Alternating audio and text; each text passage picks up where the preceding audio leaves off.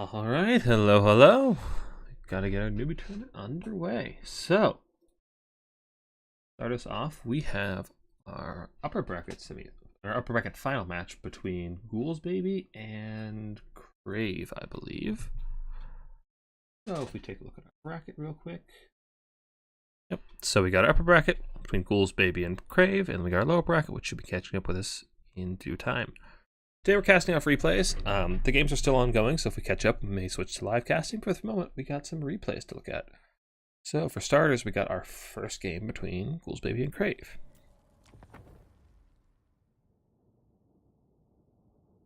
So we got Ghouls Baby on Dark Elves, and he is one of our newbie tournament fairly regulars. He's been around for a little bit now, so he's got a bit of experience. Crave is a new name. I haven't seen him before, so I think this is his first time playing, or at least his first time being casted, so happy to see him showing up today. Oh, we got a Dark Elf Mirror matchup as well. Interesting. Okay, so on the one side we have a, looks like Deathcaster and Malice versus the more typical Malekith pick. Let's see how this goes.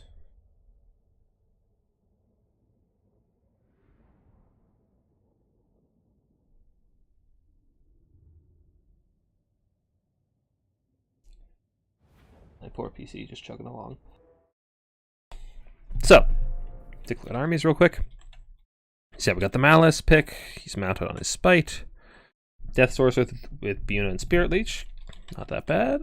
Then he's got a front line of Bleak Swords backed up by Handbows and 2 Scourge Runners. Okay, and that is Ghouls Baby in the green. And then for the other side, we have Malekith, the Witch King himself. He's on his dragon, he's got Standard Ground, Circlet of Iron, Supreme Spell Shield, so pretty heavily kitted out Malekith. So he should be able to do quite a bit against Malice in that single entity duel. And then he's got a front line of Blackheart Corsairs, triple Scourge Runner, and a single Cold One Knight. Little worried about that Cold One Knight. I feel like it's going to be screened out pretty effectively by the Scourge Runners, but we'll have to see if he manages to get some use out of it. Well, that's just a lot more of this infantry-based shooting for Ghouls Baby, which will do quite well into the unshielded Blackheart Corsairs. Even though they have 80 armor, just the weight of fire will take them down a peg pretty effectively.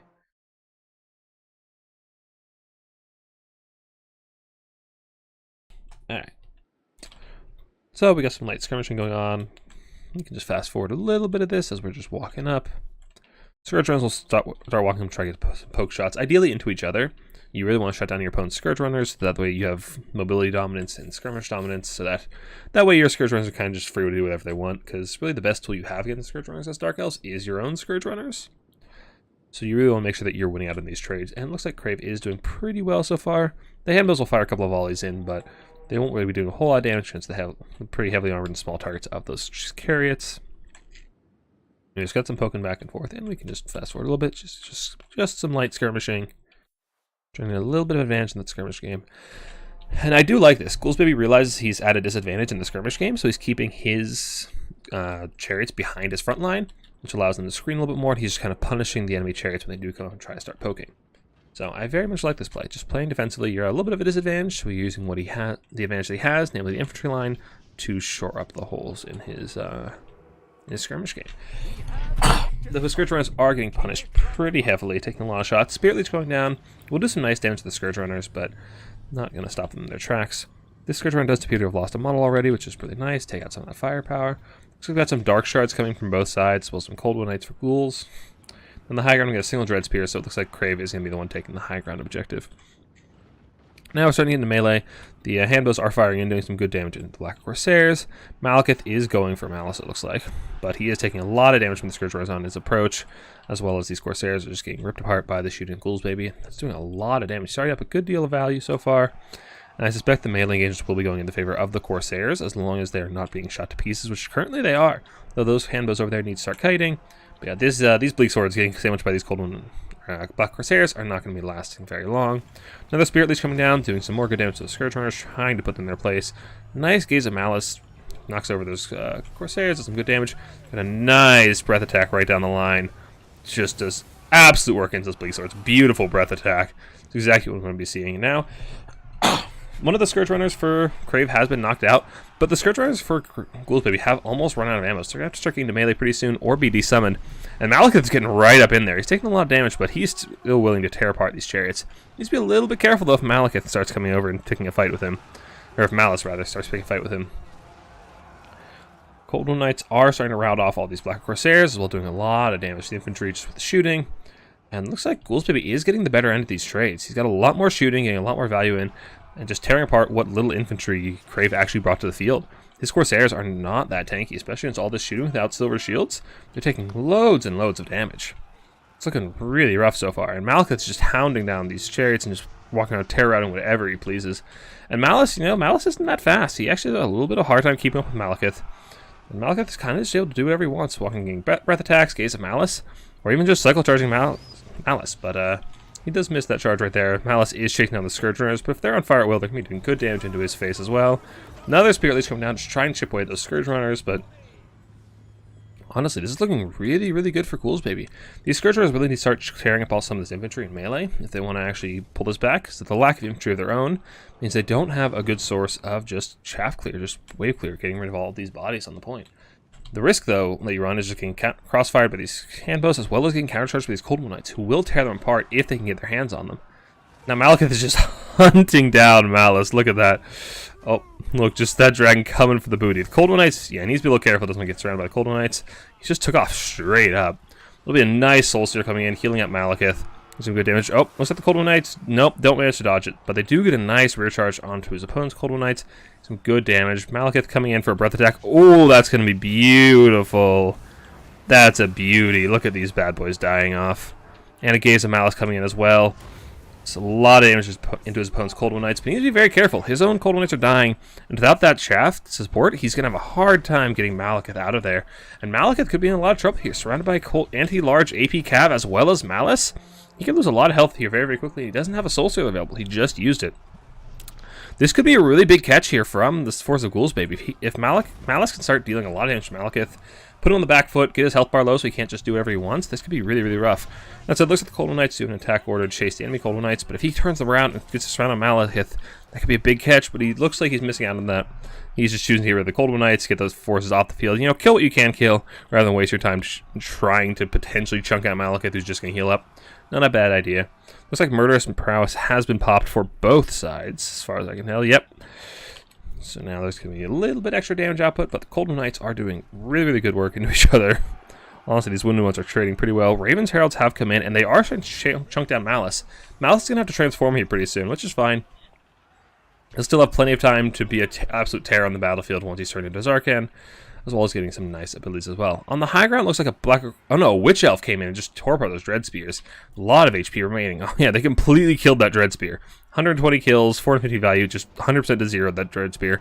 Still have a lot of HP remaining. Witch Elves are really nasty against lightly armored infantry if you can get them in that isolated fight. But on the low ground, Malice dies before he can transform. That's actually huge. Ghoulsbaby's just... Oh, he had a bit of a lead, but now with Malice gone, his troops aren't going to be as efficient. Their leadership is going to be nuked, as well as just losing that big, powerful piece on the field. Malekith is going to be free to do whatever he wants, and he still has at least another breath attack, I believe, and a Gaze of Malice, and plenty of Soul Stealers, so he's going to be an absolute unholy terror. That could be actually a huge play for Crave. He's still down a little bit of value, but honestly, a lot of Ghoulsbaby's value. He's probably got, 11, 12 value just damaging Malekith, who's just going to heal up and keep doing what he's doing. But... sorry about that. Crave does need to get some infantry out here on the low ground to start clearing off his opponent's forces and getting these objectives. Because while he does have a bit of an opening here now with Malice going down, he hasn't been holding any objectives for quite some time, and he's losing out pretty heavily on the infantry game. But, okay, there you go. We got some Bleak Swords coming in. Good. He just gets to get some objective holders up on the points. Start pushing off these handbows who don't perform that well in melee. They are more of a ranged unit, so these Dark Shards as well. The Bolt Fiends are just firing in, doing loads and loads of damage on his opponent's infantry and clearing them out. Crave could end up tabling Ghoulsbaby here if he plays this right. He definitely has a chance to come in and reverse 3-cap if he can get the right troops out on the field and get the, there's not a lot of infantry left here for Ghoulsbaby. Not a lot being summoned at all. I wonder, yeah, he's banking quite a bit of money. I wonder if he's going to try to resummon Malice.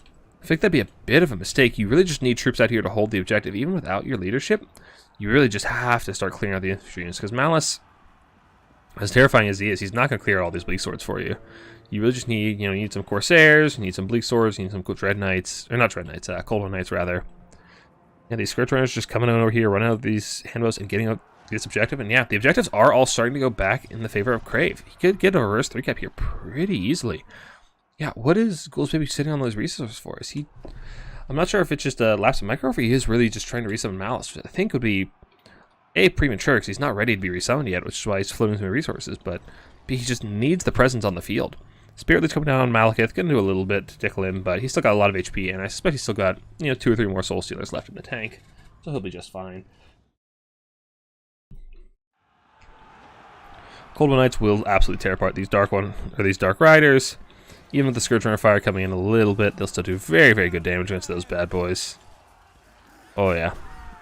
Oh, Cold War Knights are so cool. I love Dark Elves. They're so cool. And these Bolt Fiends have spent almost all their ammo. They got tons and tons of value. Malekith is coming in and terror routing. And do we have... yep, there's the Malice Resum. That's what I thought. I can't help but feel this is a bit of a mistake. He's a terrifying combatant on his own, but he's not going to clear all of these Dark Elf units off the field for you. And he's such a concentration of force that I don't feel like you can afford. Nice unit coming down, getting rid of these Corsairs. Yeah, doing some really, really nice damage. They should still be able to beat these handbows and take this objective, but with the Cold War Knights coming in, they should be able to hold this objective for a little bit longer. And at this point, Crave absolutely has to 3-cap, reverse 3-cap. And it's just a question of can Ghouls maybe hold on. This, yeah, I really wish this Malice had just been like 4 or 5 infantry units just shoving the points. Or even Cold War Knights or anything, just that can hold the objectives, which Malice can't really do. So we'll have to see if he can actually come out here and just put the team on his back and just start farming his opponent's units, but I am very skeptical. On the high ground, we've got some Corsairs coming in. They should be able to clean up these Witch Elves and some of these Dread Spears. They should be able to take this objective, but more Witch Elves coming in. Like I said, Witch Elves are nasty melee stats. Their damage output is crazy, but they are pretty squishy. So if they can avoid getting charged by these Corsairs, they'll absolutely tear them apart and hold that objective for Ghouls maybe for a lot longer. Low ground Malice is starting to get in the fight, starting to get some damage down. And these Cold War Knights are pretty much uncontested. Dark Shards are almost out of ammo, so they won't be able to kill them off. There's no real other AP source except for, a resummon of the Raven's Heralds. They will absolutely tear apart those Cold War Knights if they're not contested. But Crows of Khorne are on the high ground. They could swoop down here and start pressuring the Raven's Heralds, but they are pretty low, so those Raven's Heralds should be pretty uncontested. Crave does have the value lead back in his favor at the moment. And that's honestly amplified by the fact that there's so much damage on Malekith, and Malekith is still just wandering around doing whatever he wants.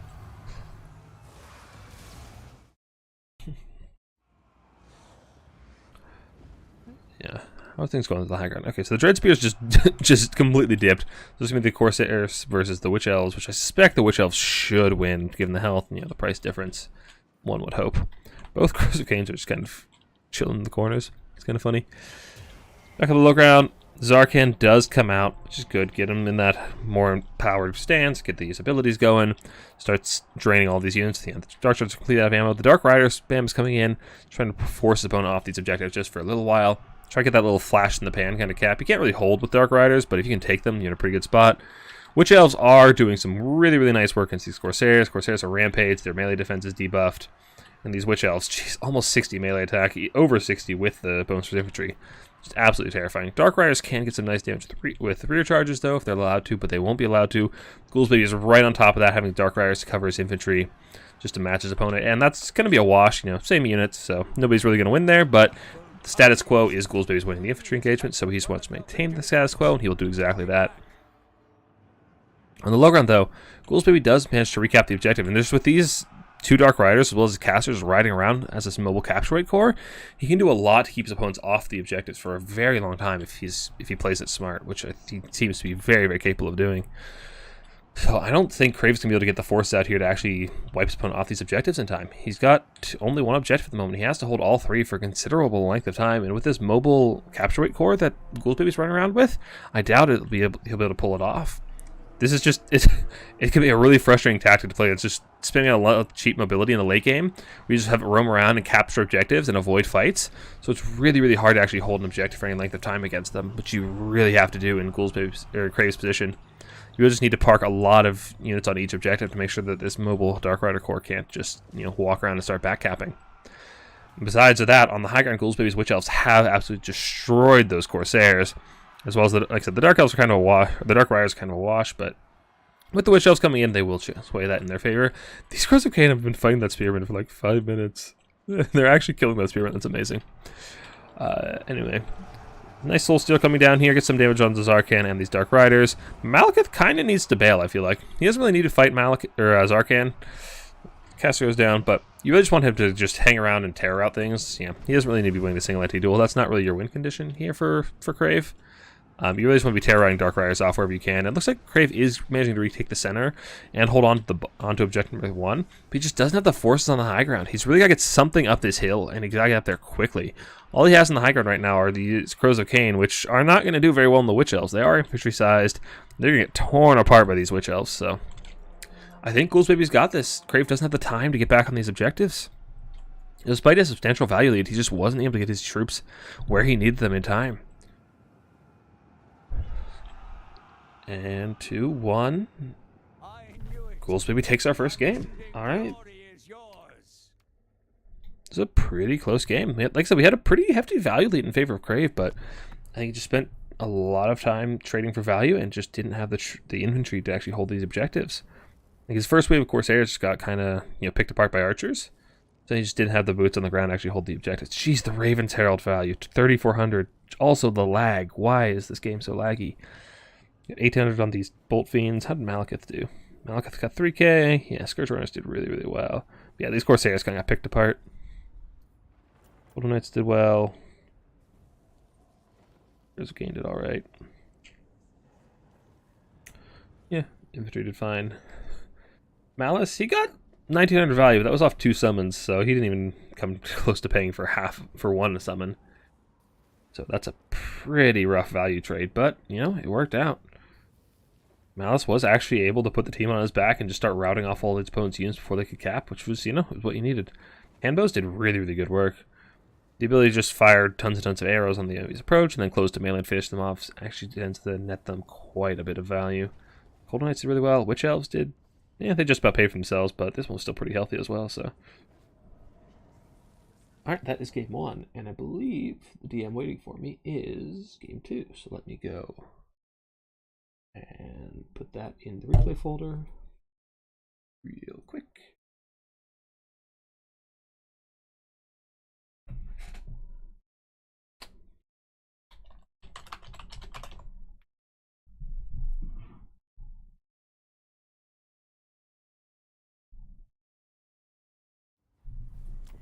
If I just refresh this one, aha, there we go. So we got game 2. So we got Wood Elves versus Khorne. What do you guys got going on, chat? I was determined pretty well. We just got started. That was our first game of the day. Yep. Thought Dark Elves and Undead recently. Well, they're quite strong. There's been a lot of demons too. I see a lot of Khorne these days. And Ghouls Baby. Here. Oh, I have a DM waiting for me. Is that? Oh. Looks like I need to go make sure people are playing their games real quick.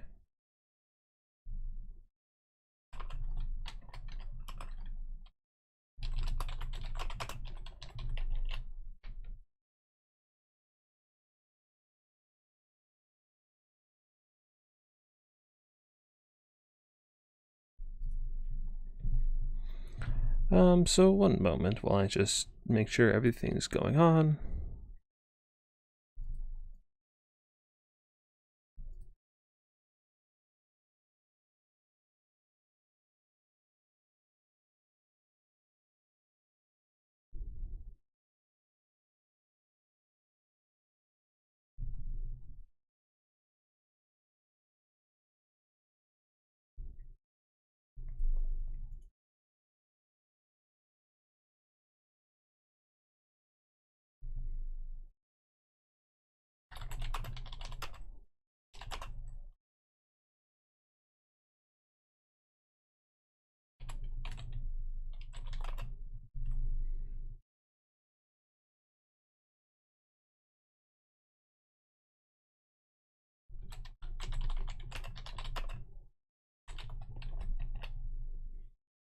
Okay, again, sorry about that. Just applying some DMs, doing some admin stuff for the tournament.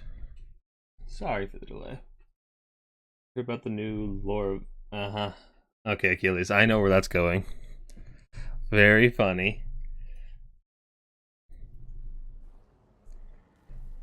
Alright.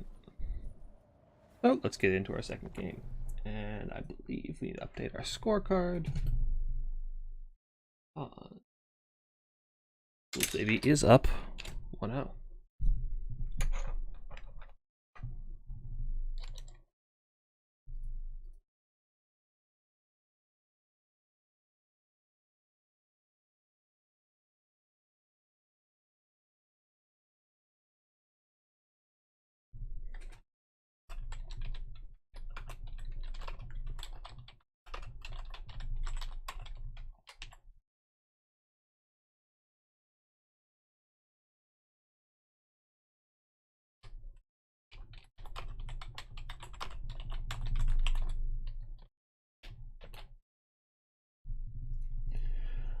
Okay, let's get into the game. Let's take a look at these builds. Again, sorry about all those delays, just making sure things are running smoothly. So, for Ghouls Babies, what else? We got Glady with Prey of an Anthrema, just nice net, really synergizes well with all the archers, just focus fire target, drop their missile resist, make sure they can't move, and get some nice shots in. We've got Starfire Shafts for the AP for all the Chaos Warriors, looks like. We've got a Life Caster with Dwellers.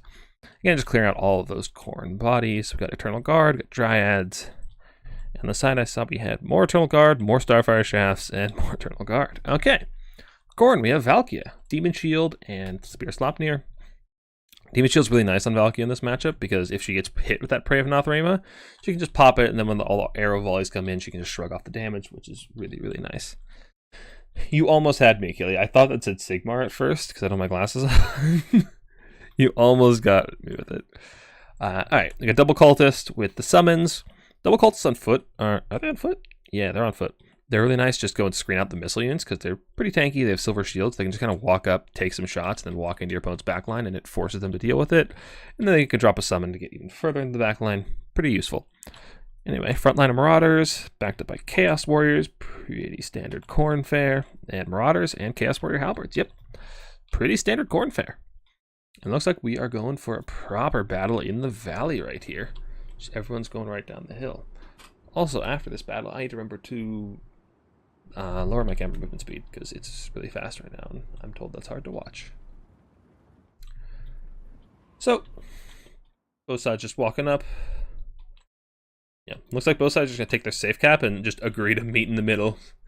Just we fight for the center. Okay, we got some Dryad Summons on the side, as well as some Chaos Knights. Chaos Knights are pretty nice against Wood Elves. They don't have a lot of AP anti-large options that can actually chase them down. They've got spears, obviously, but Chaos Knights can just, walk away.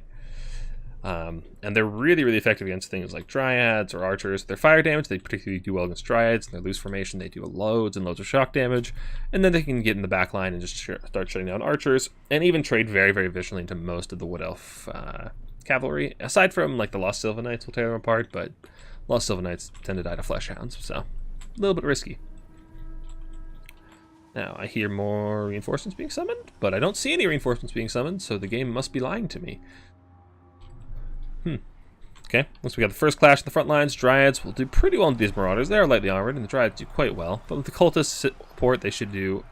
The Khorne side should do alright, but the arrow fire coming in from these Starfire Shafts will be doing really, really good damage. Honestly, I wonder if you won't be shooting the Marauders, since the Silver Shield of the Chaos Warriors will largely negate the damage from the Starfire Shafts, but you do want that AP to try and shoot through the Chaos Warriors. You don't have a whole lot of that in melee. Eternal Guard is a little bit of AP, but they are anti-large. It's not doing a ton. Yeah, this is, okay, really, really good here. Crave realizes he's blobbing up, doesn't want to be caught in spell, so he backs off, pulls the Chaos Warriors out. I'd love to see them come around the side next.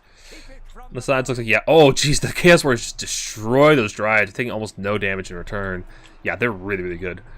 Really nice archer position from here from Ghouls Baby on the high ground. Really, really safe spot for these guys just rain in ammo, just rain in damage. The long range of the Elves, both the High Elves and the Wood Elves, are really nice in this map because you can just sit on these cliffs and just rain down death into the middle. Got a nice Dwellers coming in, looks like. Get on Chaos Warriors, which is your priority target as the Wood Elves. You really got to kill those bad boys, and you don't have a whole lot of tools for it. So you really want to get that good damage from the Dwellers, and yeah. Oh yeah, those Chaos Warriors are not going to be long for this fight. Looks like Khorne is winning out on the sides. The Marauders actually destroyed the Dryads. Jeez. The Cultists are getting straight into the backline, which is really, really good. They'll have their summons charged up. So now they're just going to book it straight for these archers, and these archers have to back off past their spear line. But if they run away from the front line, they're going to get sandwiched by the Chaos Knights of Khorne. Oh, Pravenoth Raymond coming in from the Chaos Knights. Something they're charging back. Yeah, Wild Hunter summoning. That's a great summon. It's a great catch from Ghouls, baby. Just drop the net and some Deepwood Scouts with Swift Shiver Shards. So the AP... It's getting a really, really nice engagement. And those Chaos Knights are in trouble. They honestly might want to just run away, but they're not faster than these guys. They will get just chased down. Nice dodge on the Spear Slopnir from Ghouls, baby. It's looking like a really good masterclass from of Wood Elf play. But Crave is actually trading up in value. The frontline fight is going rather poorly for the Wood Elves, as it typically does. Bloodletter Summon coming in as well will tear apart these Eternal Guard, just as well as all these Chaos Warriors. But you really need to get in the backfield and start taking out these archers. Maybe push up this hill and start securing this objective to make these archers, you know, put a little timer on them so they can't just sit back here. But these Bloodletter Summons, they should be able to run them down. No. I think they're choosing just to recharge the Eternal Guard instead. No, not sure what they're doing. Khorne does have a pretty secure hold in the high ground. Good old Fleshhound coming here. Love to see them come down here and bail out these Chaos Knights, perhaps. There are some spears in the area, but the Bloodletters, good. The Bloodletters do catch the archers. That's really, really big for Khorne. If you can shut down these archers, you can get a really, really just solid hold on the center objective. All the Wood Elf infantry being torn to pieces by these Chaos Warriors. They really are relying on the archers to carry them, but yeah, the Bloodletters are doing a really good job getting on top of them, shutting them down. The Fleshhounds as well. Oh yeah, these Glade Guard are not long for this. They're going to be gone. Even the Wild Hunters of Khorne charging the back. They don't have magic attack. Oh no, they do have magical attacks and anti-large. Okay, they should do all right in the Fleshhounds. Oh yeah, they're actually doing pretty good damage to the Fleshhounds. Well, considering how well most things usually do. Actually, a pretty decent answer to the Fleshhounds, so. Looks like we got some of those. Okay, those are War Dancers heading to the high ground. I'm not sure if those War Dancers will actually kill those Halberds. They might need a little extra support to actually take that high ground point away from Khorne.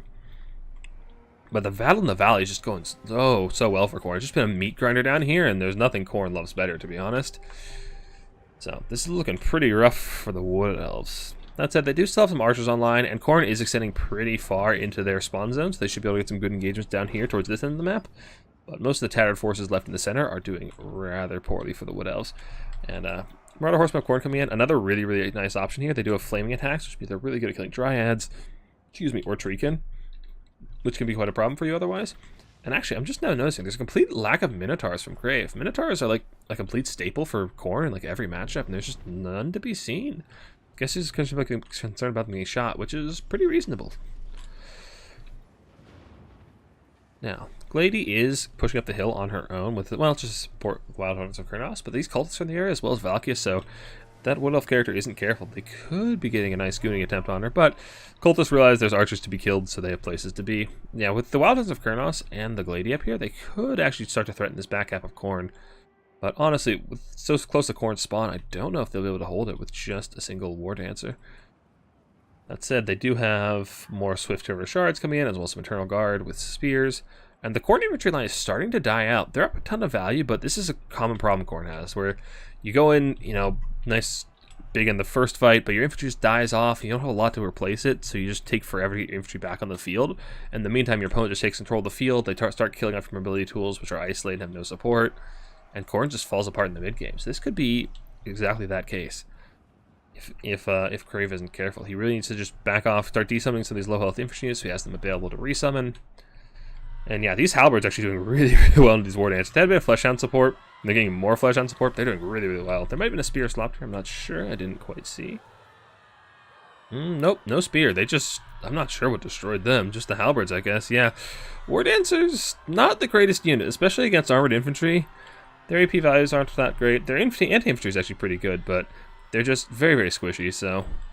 These Halberds are just tearing them apart. Jeez. On the far side, looks like Khorne has opted to push up the hill, which I think is the right decision. Your opponent's pushing so far on the opposite side of the map, so you've got a pretty bulky force here in the center that you can just go and take their back half, which is relatively lightly defended. Spellslinger of Life looks like it's coming back in. I think they may have died off. I think Valkia may have killed it off earlier, and that's going to be a really nice Dwellers Below cast if your opponent doesn't dodge. Oh, that's some nice damage. Catching one, a Marauder, a Chaos Warrior, and a Marauder Horseman. Horseman can get out of it a little bit, but that's a lot of damage on those Chaos Warriors. Like I said, Chaos Warriors are such a huge threat to the Wood Elves, so you really, really need your caster to do a lot of work in that regard. Chaos Warriors will tear through these Eternal Guard very, very shortly. Dryads coming in as well. We'll get a nice flank on these Chaos Warriors, but I'm not even sure if they'll beat them in that scenario. They're just so tanky and hard to kill. We got some archers pushing up onto objective 1 as well, but more chaos warriors coming in, and good. Goolsby has infantry to reinforce, and this is exactly what you need from the Khorne perspective. You just need to make sure you have you need to keep your front line healthy so that you can keep your mobility tools safe and have them supported. And these chaos warriors, like I said, they're just such a problem for so many factions. But what else? They just don't have a lot of AP anti-infantry, and most of what they do have that's AP anti-infantry is shooting. So the silver shielded warriors are a massive problem. On this side, the horsemen are doing a good job shutting down the glade guard. They have their anti-infantry bonus and their good charge bonus and weapon strength. They actually do really well as a light cav unit, despite being a skirmish cav, so they're doing good damage here. And once they rout off these guys, they start recharging these spears and rout them off very quickly. And Khorne should have this objective here before too terribly long. The Dryads are going to get a nice rear charge, but they have very low AP values, so against these Chaos Warriors, they're not going to do a whole lot. Honestly, I'd rather see them recharge the Marauders, I think. Low ground has been largely seeded by the Wood Elves. Looks like they're just not interested in fighting this pit of a meat grinder for Khorne. And on the right side, looks like Khorne is actually repelling the Wood Elves' attacks. Demon Shield going down for Valkia. She's just grinding through the Internal Guard, and a nice spear coming down to go nuke those Internal Guard and get some damage on the Deepwood Scouts, as these Chaos Warriors are going right into the Deepwood Scouts as well. And now it looks like the Wood Elves are being entirely repelled from the high ground. Yeah, it looks like this is going really well for Khorne. The Wood Elves seem to be petering out. Their archers have been shut down. They're just running out of infantry. They're relying on these Dryads that just can't really kill off the Khorne infantry. We do get some Blade Singers coming in, but honestly, these Marauder Horsemen do some really good damage with throwing axes. And again, even if they just cycle charge, the Blade Singers are the one AP anti-infantry Wood Elves have. They'll do quite well to Chaos Warriors, but they need to be supported. Otherwise, Khorne can just cycle charge up with the Horsemen or the Chaos Knights or the Flesh Hounds and really tear them apart. Because despite having impressive melee stats, they are pretty squishy. 15 armor and not a lot of HP, though their melee stats are quite impressive. They do manage to catch those horsemen, which is actually pretty big. Without those horsemen to recharge them, this objective just got a lot safer for Wood Elves. And yeah, they do seem to hold on to this objective. The Chaos Warriors are broken, so with the Marauders. So they've got a pretty solid hold on their own objective, but they can't really seem to get a whole lot on the cross side. Actually, they are managing to backgap it, but this Khorne looks like they just got a little too bloodthirsty and just ran straight past the point. But they should be remedying that fairly quickly. More Marauders coming in, more Flesh Hounds, and Flesh Hounds will tear apart pretty much everything here. As well as a couple of Furies come in. And yeah, I really love to see the Dread start, or the Wood Elves, excuse me, start de-summoning all these tattered archers. And just get them back in your summoning pool, get some money back. And start pushing down the hill. Bring these Blade Singers down to the middle, force Khorne to fight in multiple different positions, because this is not going well for you, but you need a second objective. And this is actually helped by Wood Elves for the moment. But it's not going to last, as there's a lot of Khorne infantry pouring onto the place. And Khorne is nearing already 1,000 victory tickets, so Wood Elves do need to start holding these objectives. It looks like they realize it. Just a lot of infantry dump coming down the middle. And these Blade Singers come down to the high ground, they'll tear apart all these Chaos Warriors. And honestly, just the sheer quantity of Wood Elf infantry coming from the center is a real problem. But those are Chaos Knights of Khorne. Back on the field, back with a vengeance. And there's not a lot here that can shut them down. Looks like the Wood Elves' big answer to them was the Wild House of Khorne, who have died out. So these guys are largely uncontested and can just do absolute work to these Dryads, as we saw earlier. So let's take a look at these bad boys. Oh, yeah. Give me that heavy metal. They're charging spears. These aren't braced spears, though, so they should be able to just absolutely tear them apart. And they do. Yes, that's what I like to see now. Turn and just charge them right in the back of the Dryads as well. Tear them apart. Come on. Come on, Crave. Give it to me. I crave it. I'm sorry. Give it to me, though. Where are those War Dancers? The War Dancers? Or the Blade Singers? Oh, the Blade Singers took a lot of damage on the high ground. Okay, so maybe they just stay. But these Chaos Knights should be able to just get some good cycle charges on all these Dryads and honestly tear apart most of them. They do loads and loads of fire damage, so they'll tear them apart pretty quickly. And Khorne is resecuring the high ground. And once that's secure, they'll be able to transition most of their force down the hill to the center. Okay, not the greatest charge. I think the charge got a little bit blocked by, yeah. They got blocked up on the other Dryads. The charge wasn't great, but they'll still grind very well. They're heavily armored. They have really nice melee stats. They have a Horn of Khorne on them, it looks like. Yeah. So they're just tearing apart Dryads. But Wood Elves do manage to get the cap, just as Khorne is taking back the high ground objective, and Khorne really needs to get some bodies on this center point. Yeah, they're starting to lose out on these objectives, and the clock is ticking. They're up in value, but they're starting to lose out on objectives. They do, I believe, still need to hold 2 to win. I really love to see these Chaos Knights cycle charging. They've cut off Dryad just about, but if you can get some cycle charges, you can just break the leadership off these guys very quickly. Am I winning, son? I am always winning when I get to cast Warhammer. Yep, Fleshhounds and Chaos Warriors are rotating down the hill, which is exactly what Khorne needs. And look at some nice rear charges into these War Dancers, which will do some good work. Cultist is dying off, but I mean, he dropped his summon. He served his purpose. Just trying to intercept some of these spears, maybe. I'd love to see these Chaos Knights just start charging around. There we go. Bring them around, get in the back of these War Dancers. Get a kind of scuffed charge. They're just dropping charged orders. That's cool. That's cool. I don't want a thunderous charge or anything anyway. But still, they're grinding really effectively, but Khorne just needs more bodies on this point. Yeah, these guys will do fine in the Eternal Guard. I'd really love to see them just walk around and get on the objective. But all these spears are making it tough for Khorne to reinforce. All they can really do is just send infantry at it, but their infantry is slow. Marauders and more Marauders and Marauders.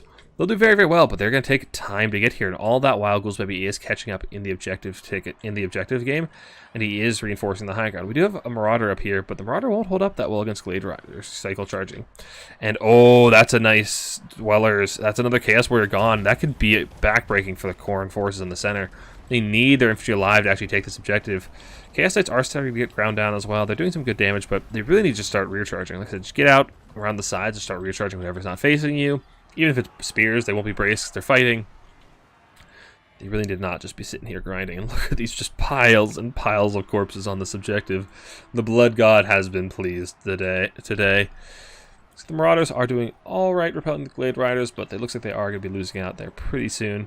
So Khorne's going to need to send something up there. Probably just a Fleshhound can secure that objective for them. But more and more Dryads coming in. More and more threats on the high ground, which means Khorne has to divide their reinforcements. So you'd really love to have that Flesh on the high ground to secure the high ground, but you need more bodies in the center to hold the center. So what do? Do you summon on the high ground or do you summon on the low ground? Like, you can't win.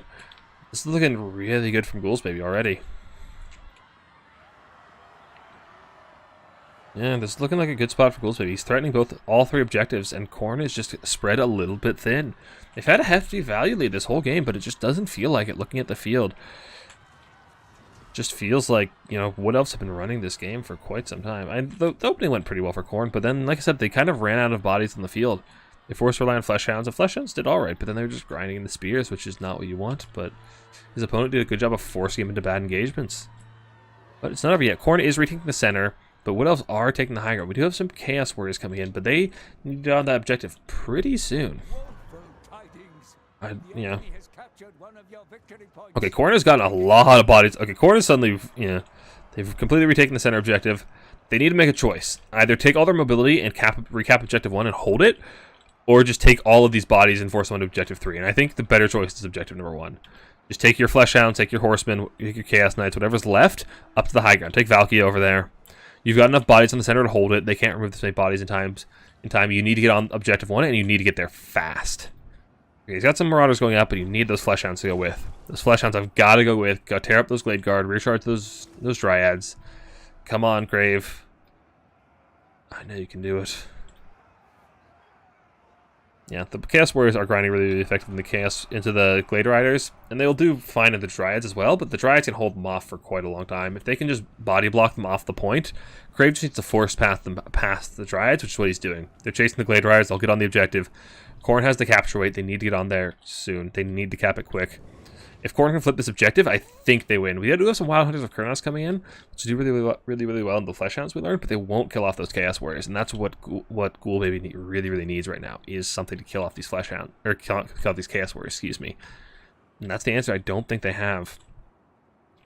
Some Chaos Warhounds on the ground too as well. I'd love to see them come up here to supply capture it, but it looks like Khorne is going to be able to flip this cap pretty quickly, and I think that's going to be our game going to the Blood God. I don't think Wood Elves can recap in time. Yeah, if the cap flips, I think... Oh, let's get your cap stuck. Yeah, it's kind of tricky not to. Yeah, Wild Hunters of Kurnos are coming in, but I just don't think the Wood Elves have the troops left in the field. There's a large number of units coming down the hill just trying to charge in and take that center objective back. But I don't know if it'll be enough. The Warhound charge coming in, trying to tear apart some of those Eternal Guard. But in the meantime, there's this massive blob of just erect Khorne warriors here in the center ready to take them on. The Wood Elves are on a very tight clock. They've only got like less than a minute to try and take one of these objectives back. And by the time they by the time they take the center objective back, they'll have to 3-cap. They'll have to take 2. Or they'll have to take 1 and 2, rather. So, I don't think there's going to be enough time here for Ghouls Baby to get back on this objective.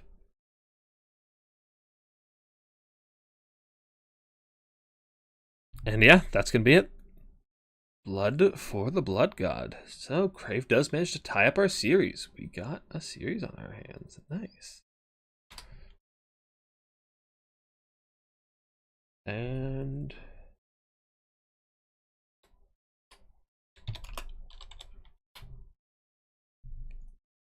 all right, looks like they're still in their next series, so you can sit around and check out values for a little bit. So Spellslinger got some damage. The Glady actually did surprisingly well. They usually don't do a whole lot of damage themselves with just their missile attack. Yeah, Triads did some good value. Eternal Guard were actually grinding pretty well, although they probably summoned multiple times. Why is this screen so laggy? The game wasn't this laggy. Yeah, the Bladesingers got destroyed, and I'm not even sure what by. There wasn't anything rear charge. I think they just took that damage from the Chaos Warriors. This unit has consistently disappointed me. I've seen a lot of people bringing it, and it never seems to pay for itself. Like on paper, it seems really nice. Like it's just a lawnmower of AP infantry damage, but it just never seems to live up to the stats. Ward Dancer did pretty well, although that Ward Dancer was summoned at least twice. So okay, got some good value. Marauders of yep, Blood for the Blood God. Yes, please. Yeah, Chaos Warriors are a nightmare for what else to deal with. Always have been. Fleshhounds doing Fleshhound things. Throwing Axes, they got a lot of value. Yeah, this unit I think is so underrated. The Marauder Horsemen of Khorne are amazing. They do tons of damage at range. They do tons of damage against infantry at melee. They're really, really good for cycle charging. And they're so fast they can be really, really greedy with their positioning, so they're really good.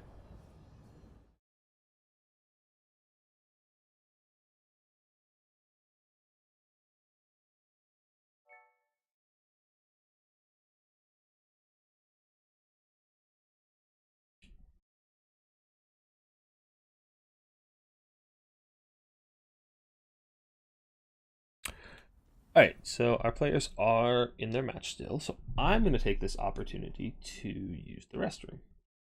So, I will be right back. That's not what that's supposed to say.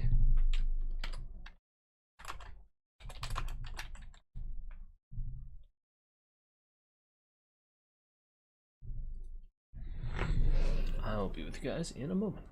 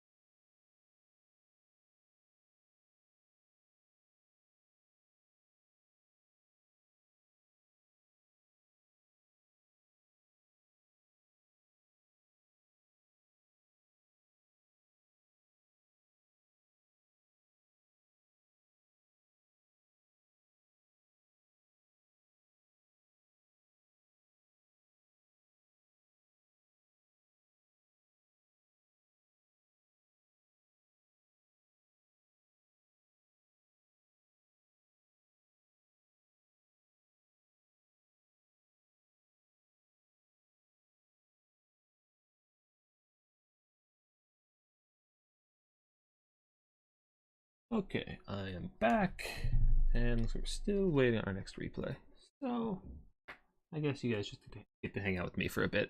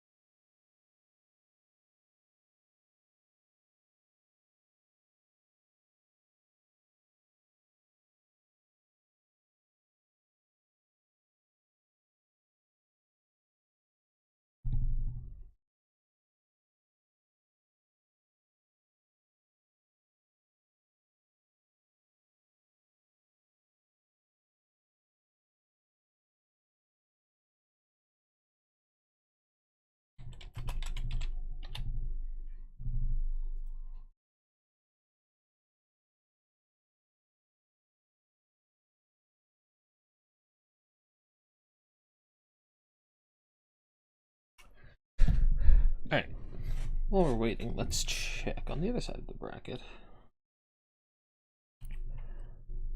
So it looks like a wild Bulbasaur has defeated New Age Iron, but they have told me that a wild Bulbasaur has told me that they have to dip. They are running out of time, so yeah, they didn't realize the turn would take this long, which is a pretty common issue. So New Age Iron will be taking their spot.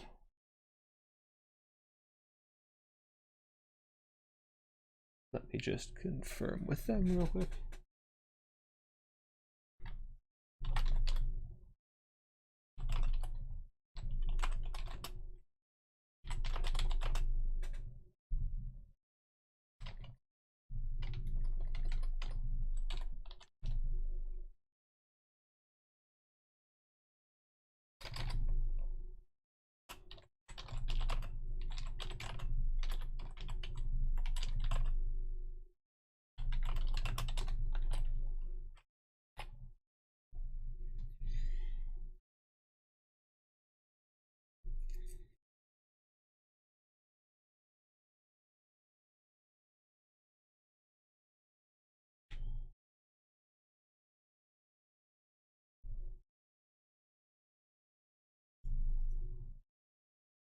Aha, we have a replay. Nice.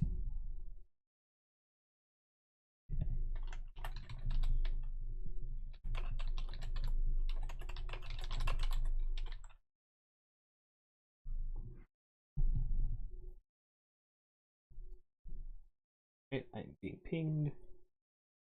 Lots and lots of pings. Okay.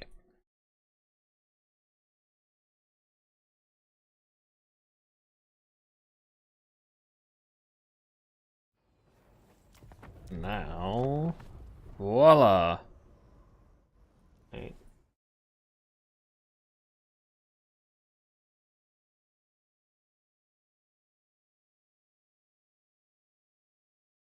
Now, I'm gonna sneak a peek at the bracket so I know who's in the next game, because I need to coordinate things. Okay.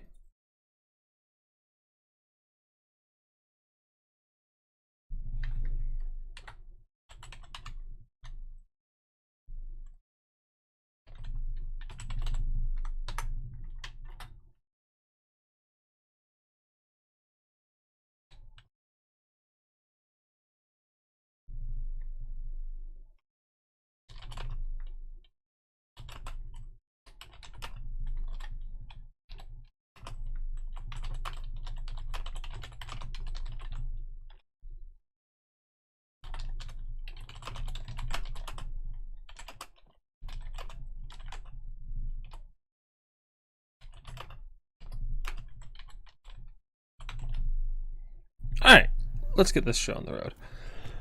We got Khorne High Elves. Alright, so we got a different Khorne player this time, and a different elf this time.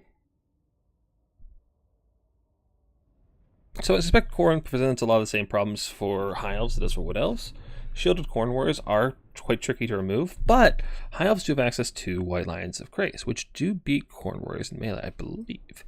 They do have a little more of the AP melee options, but their archers are a little bit weaker, as well as they don't have the nets to kind of catch out those Khorne Cav, and they do still lack the AP anti-large options aside from immobile spears, so Chaos Knights can still be a pretty big problem, as well as Fleshhounds are the eternal terror they are to every faction.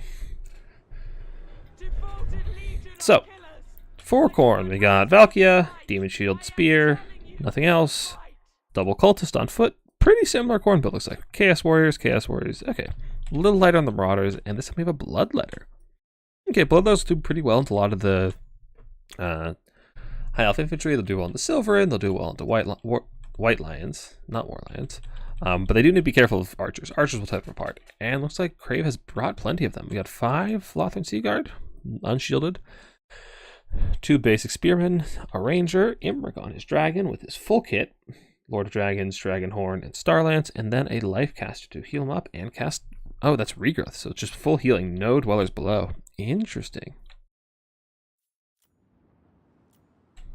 Typically you see dwellers below brought just to clear out infantry, since Khorne does tend to bring quite a bit of it, but regrowth is pretty nice to keep Imric alive, especially since... Well, actually, no.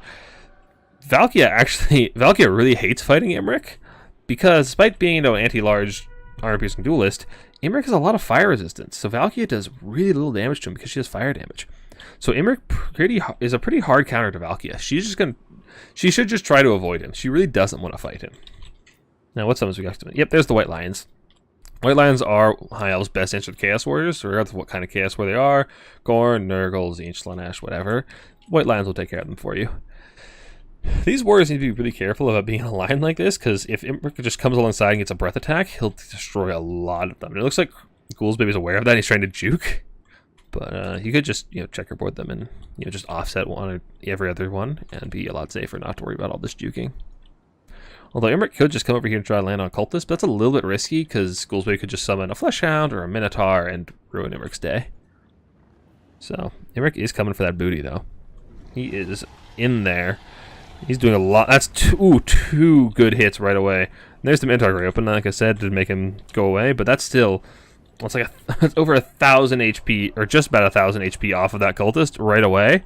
That's some free damage you taking. I mean, worst case scenario, he gets hit back and you just go heal it up. You're okay with that. Imric is a Giga Chad. Like, he's got a stat line that can just punish a lot of these Khorne characters, including Valkia, like I said. Now, what very often you see Valkia players do is just, pop Demon Shield, and then take a couple of swings on Imric. Just try to get a little bit of free damage in there, and then, as soon as Demon Shield wears off, she just runs away. Or she tries to land and bait him into the Minotaurs, which is really cheeky. Because if your opponent's not paying attention, they give an attack order on Valkia, and Valkia lands, like this. Now Imric's on the ground, and the Minotaurs can come punish. The Fury is going to try to hold him in place, which that may or may not work. Furies tend to struggle to hold things in place, but... These Minotaurs come over here, Imric's going to be in a lot of trouble with the Cultists, so Imric needs to try and bail and get back to the safety of his own forces, or the air. If he's in the air, nothing can really stop him. Got some Fleshhounds coming as well, and if they can catch Imric here and kill him off, that's actually a pretty big deal, but Valky's taking a lot of damage in return.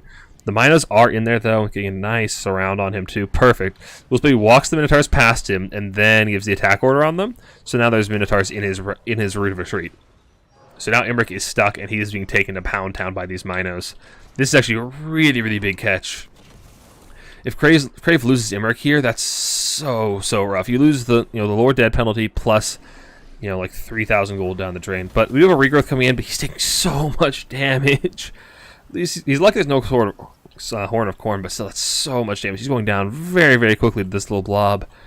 That's a really rough way to start out the game. The archers are starting to fire in, trying to bail out their lord, but these Minos are not gonna budge. Okay, we got some Spearmen coming in. Again, just trying to bail out Imric, but that's a really, really rough. He's got an Earthblood and a regrowth going. He's getting a lot of healing back, but the regrowth's about to wear off, and he's not getting much more HP. And Valky is not going to let him get out of there. That's a really, really rough way to start off the game. He's not out of this yet, but that's a pretty big value loss, as well as losing your Pterosaurus. We got the Fireborn coming in, though. They'll do really, really well against these Fleshhounds. Yeah, Imric's shattered. Oof. The Archers are firing in and getting some good damage. The Furies... Well, these Fireborn are actually doing not as well as I expect against Fleshhounds. Goddamn flesh hounds. Eh, they're doing alright. Nice spear coming in. Ooh, minces 2 archers. 2 of the Lothran Seaguard. That's some really, really nice damage. So, well, some Chaos Warriors get into these Lothran Seaguard. Lothran Seaguard will hold for a while, but they will not kill Lothran Seaguard. This have some Rangers fighting some Bloodletters and some Marauders. That's not a fight they're going to be happy with. We have the Pyramid Company coming in, which I actually don't know who will win between Bloodletters and the Pyramid Company. I'll have to keep an eye on that one. Their stats would suggest to be the Pyramid Company. But yeah, there lies Imric. These Minotaurs have claimed a great prize this day. 3 kills for almost 2,800 value. Oof. Oh, his little chair is empty. Oh. Do we see him on the ground somewhere, or just his poor dragon? Poor little dragon. Oh, there he is. Oh no, that's just a spearman. Anyway. The High Elf lines are starting to buckle. The Lothran Seaguard have been compromised by all these Marauders getting streamed in the back line. And yeah, looking pretty rough. The Fireborn are on the run. They'd love to run back to their caster and get a heal off, but looks like Valkia is getting after the caster. And since she's mounted, Valkia is anti-large, so do some quite good work there. But yeah, Valkia looks like she has bigger prize in sight, namely the Fireborn, who also have fire resistance, should be fairly resistant to Valkia. But honestly, it doesn't look like she's needed. The Fleshhounds are doing a good job tearing her apart herself. This is looking real rough. So there still is a nice solid force of Lothran Seaguard back here. If they can turn and get some good shots on the Chaos Warriors that facing the wrong way, or the Minotaurs, try to get around the shields, they can get some really good damage done, but killing off these Chaos Warriors without White Lions or Imric's Breath attacks is going to be really difficult. Crave is banking quite a bit of money. I'm curious if he's going to try to resummon Imric. I've said before, I'm not a huge fan of resummoning that expensive a piece. It's just such a massive investment, and then they're on a much shorter clock to actually pay you back for that investment, so it'll be kind of a risky resummon if he goes for it. He'll have to do some real work to actually manage to pay for himself again. You went back to summon a unit when you landed with Valkia. You were over 2 just looked away too long. That's really unfortunate, yeah. Yeah, that's real unfortunate, but yeah, this is looking rough. Because Khorne honestly doesn't even have to advance to these Lothran. They can just pull back to the back edge of the point and make these Lothran walk up. Because they have this objective over here. The Bloodletters they're doing okay in the Pyramid Company. But they are crumbling away. Didn't quite pay for themselves. Yeah, there are some Chaos Warriors of Khorne coming over here as well as some Minos. And yeah, that's the thing, Khorne doesn't have to advance on this Lothran position. They can just back up as far as they want, and the Lothran have to come so far forward to actually take that objective and put them in a really risky position. So, it's looking kind of sketch for the High Elves. Those lords just poof and you looked away for a second. Yeah. Like I said, it's a really nasty trick. When you're doing that kind of aerial lord duel, you gotta be really, really on top of things. Otherwise your opponent, just lands their character and suddenly you're surrounded. Yeah. Yeah, it can be real rough.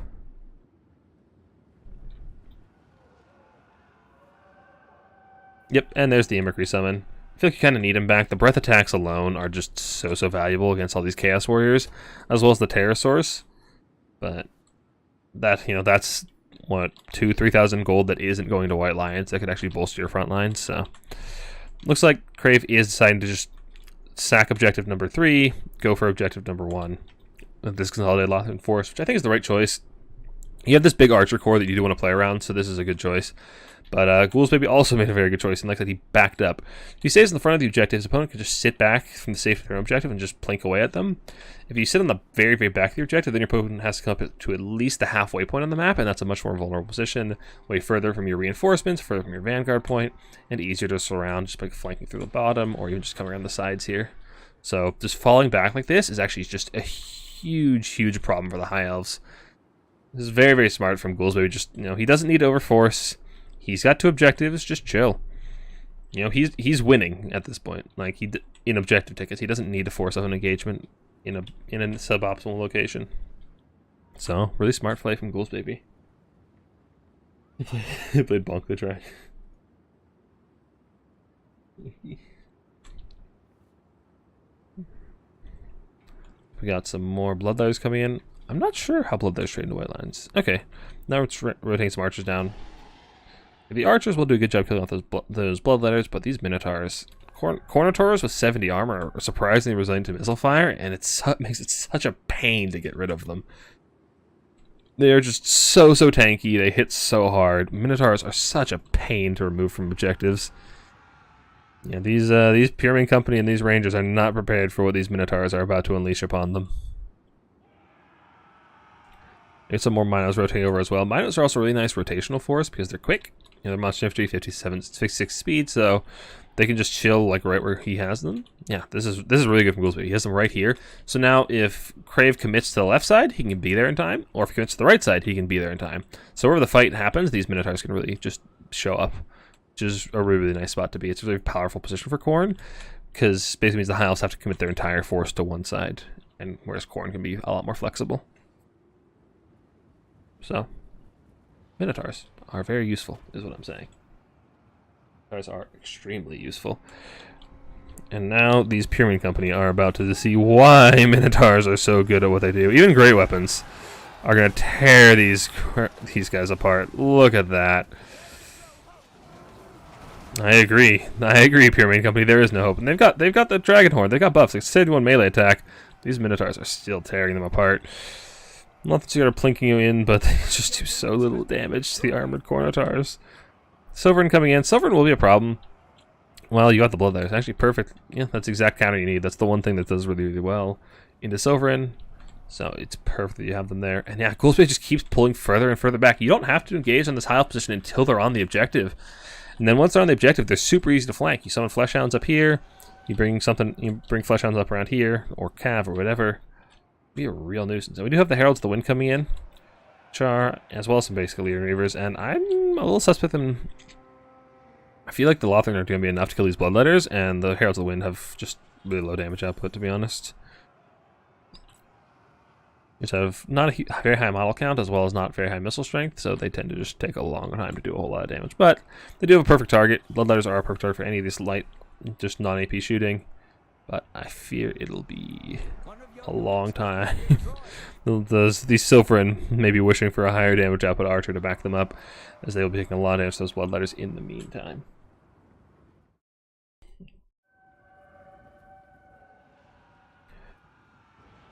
So Minotaurs are getting pinched a little bit by spears. We'll just fight with archers, but Imric has landed. Imric actually managed to tear out Valkia. Valkia's in a lot of trouble here. She's down to 1,000 hit points. Imric can't seem to hit her, though, which is a nuisance. And now these Minotaurs, not again!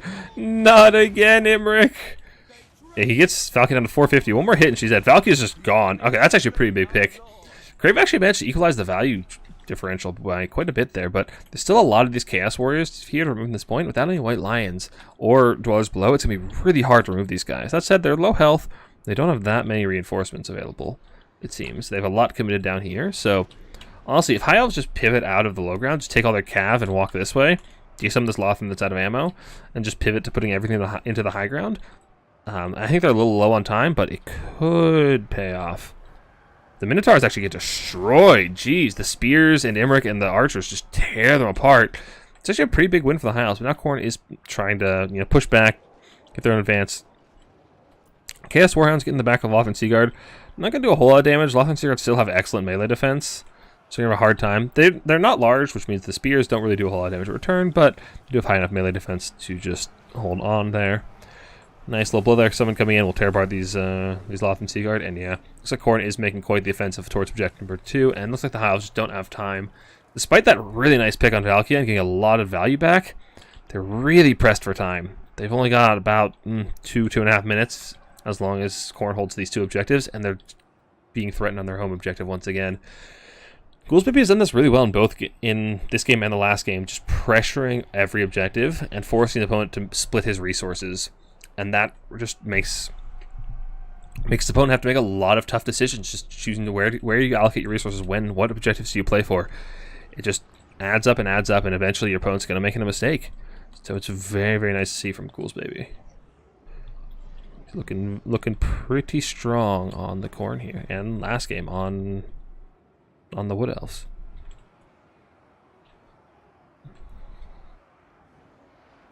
Yeah, now the cultists start back capping objective number 2. Imric will kill them off, but not before they camp, it looks like. High Elves are getting a bit of force onto objective 1, but there's still some Minotaurs here. Ooh, that's a nice Sword of Khorne. Oh, give it to me, baby. Oh, yes. There we go. And they are gone. Oh, that ability is so great. The Minotaurs are grinding. Okay, the Khorne manages to hold on to this objective, and yeah. In a moment here, our High Elves are going to be 3-capped. And that's gonna be GG. Looks like.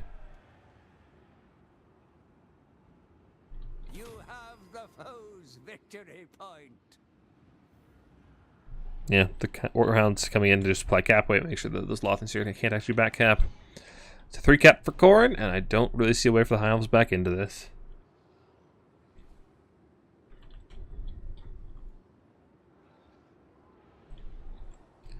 Honestly, it was closer than I expected. Despite the Imbric pick, Crave did a really, really good job scrapping back for value. He killed off a lot of the Minotaurs as well as getting the pick on Valkia, so honestly, I think if it wasn't for just that one missed micro with Imbric at the beginning, I think Crave definitely had a very, very strong chance here. But Ghouls Baby, he saw that mistake.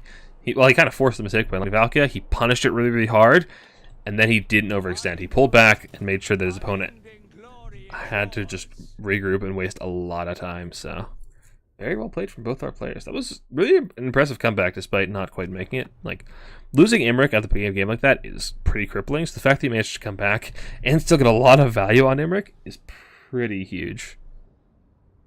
But anyway, that will be Ghouls Baby taking our series. And meanwhile, Crave will be going to our lower bracket final against whoever won our lower bracket game, which I will check in a moment.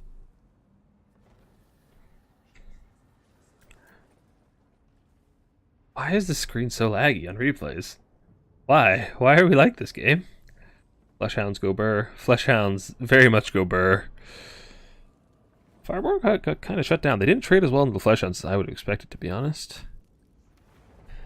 Alright, so now we have caught up to the live game. So, if either Crave or I believe it is... Let me take a look at the bracket. So, okay, so a Wild Bulbasaur, you can't see that, let me zoom in. So, a Wild Bulbasaur did defeat New Age Iron, but a Wild Bulbasaur also had to leave, so New Age Iron will be playing the lower bracket finals against Crave, which I need to go open the admin panel and change. It's a good angle for Breath Attack. When he uses it, depends on pure luck. You want to be down the side. You want to be down the side and as far away as possible so you get a really nice low angle so it spreads out across as many models as possible. You also almost always want to use them when your opponent is standing still, because if they're moving, it will miss. That's against infantry. If you're trying to use on a single entity, like if you're trying to snipe a character, you want to be directly above them. Like if you're trying to get on top of, like a Fae or a Corpse Cart or something, with some of the anti-character breath attacks, like Terrorgeist, I think have anti-infantry breath, anti-character breath attacks. I think one of the High Elves do. One of the High Elf Dragons does. Those ones want to be right on top. Every other breath attack, Malekith, Imric, they want to be down the side from as far away as possible to get a nice low angle. I completely forgot what I was doing. New Age Iron. That's who needs to go in this bracket.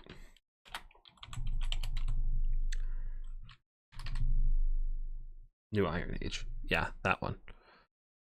New Iron. Okay, cool.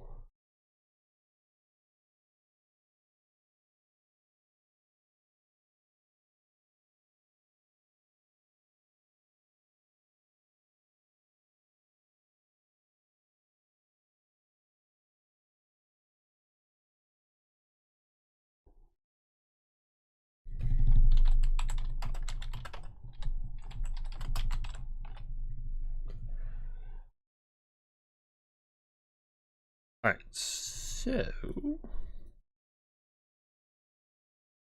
that series has concluded. So let's update our scorecard. So score, just go back to this.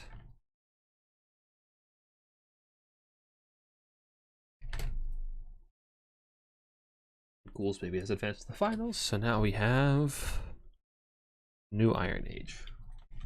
Or in this case, Iron. And we can fit a new on there. No, we can't fit a new on there. Iron it is.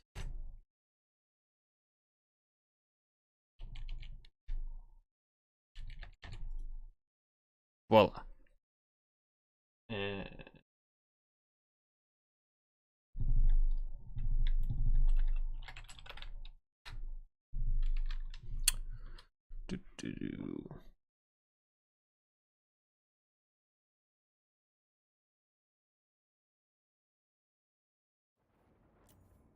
this looks like Ghouls Baby's lobby. Is this the lobby I need to be in?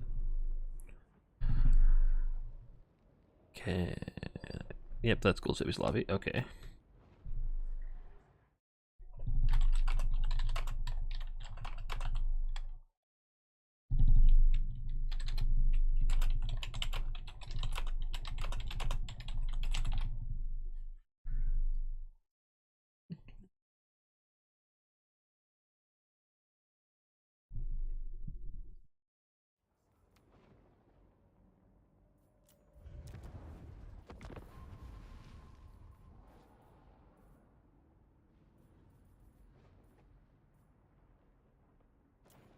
Is this the lobby? Nope.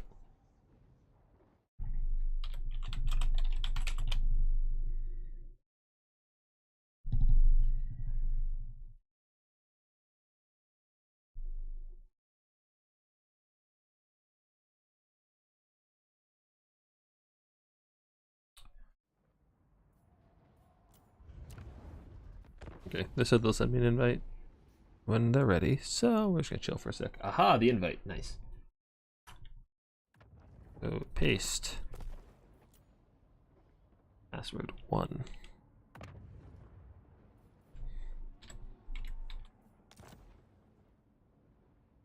I hit join instead of spectate, didn't I? Yep, I did.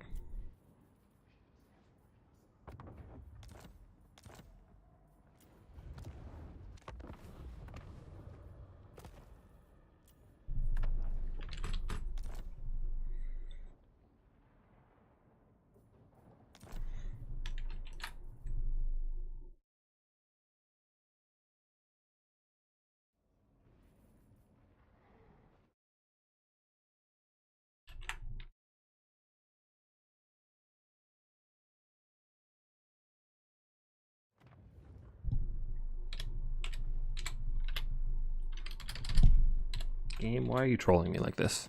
Let me join. There we go. There we go.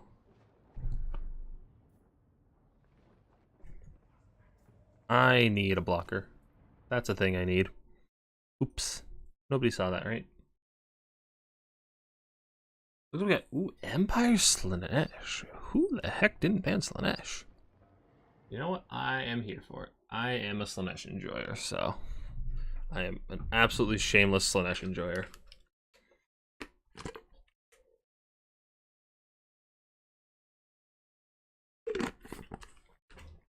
Alright, well these guys are building their armies. I need to go feed my very, very hungry kitty that's buzzing about my legs, so I'll be right back.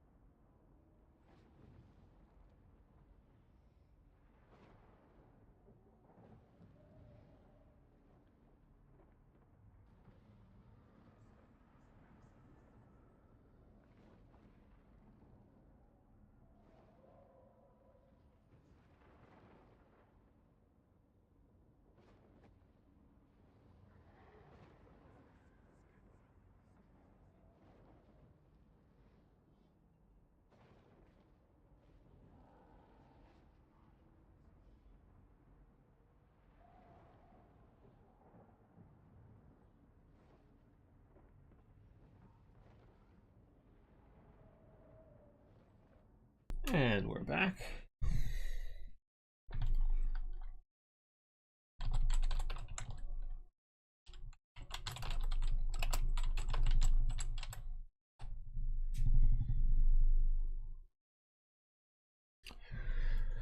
So, Empire Slaanesh.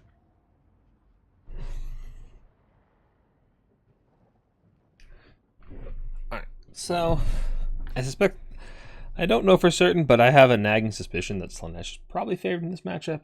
Slaanesh is generally considered the best faction in Domination these days, so they're definitely the faction to beat. So what kind of tools does the Empire have to deal with them? So first threat you gotta deal with is the Chaos Warriors, just shielded armored infantry that can be hard to deal with, but Empire does the things like Sunmaker and grenade launchers that can do pretty well against them. Even though the grenade launchers aren't AP, they hit so hard they can really chunk away at armored infantry anyway, so you have some good tools there. So you gotta deal with the Slaanesh Cav, the Hellstriders, the Seekers. I think Empire Knights actually do beat Hellstriders pretty decisively. You are a little bit worried about Seekers, though you can shoot them pretty effectively. Things like Free Company Militia, Pistoliers, any of that light shooting, Huntsmen can do really, really well against those guys if you can get them in the right position and you can get them to stand still. So I could see Empire definitely having a shot in this matchup. The problem is you just have so many things you need to be juggling as Empire. You gotta get your cav engagements right, you gotta be shooting the cav, you gotta be shooting the infantry, you gotta keep your shooting safe, most of your shooting is gonna be mobile, you have grenade launchers, pistoliers, artillery that needs to be protected from Furies. So like Empire definitely has the tools to deal with Slaanesh, but it's gonna take a lot of attention and micro from New Iron Age to actually like to protect his shooting. Oh, thanks for the tournament today. It was first blast, which sent me to bed early, so it goes all the way. Yeah, for next turn. Hey, dude, happy to hear it. I'm glad you had fun. I'm really happy to hear it.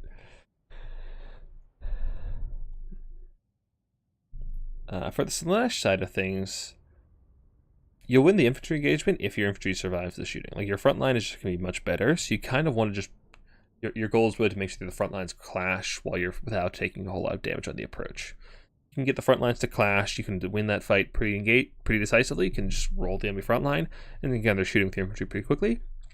The trick is going to be making sure your infantry is alive to take the fight, which can be quite a nuisance against the aforementioned grenade launchers, Sunmaker, like those kinds of things. And looks like, okay, New Iron Age does indeed have said Sunmaker, as well as quad pistoliers. Interesting. Not that useful against the infantry, but they'll do really well against the Hellstrars. Hellstrars are very, very lightly armored and very squishy, so they'll do tons of damage there. So I kind of like this pick. It's going to take a lot of micro to keep them alive, though, as they are pretty vulnerable. Infantry line, we have spears, we have Boris up in the sky. Not sure how I feel about Boris here. Usually Boris is my favorite Empire Lord.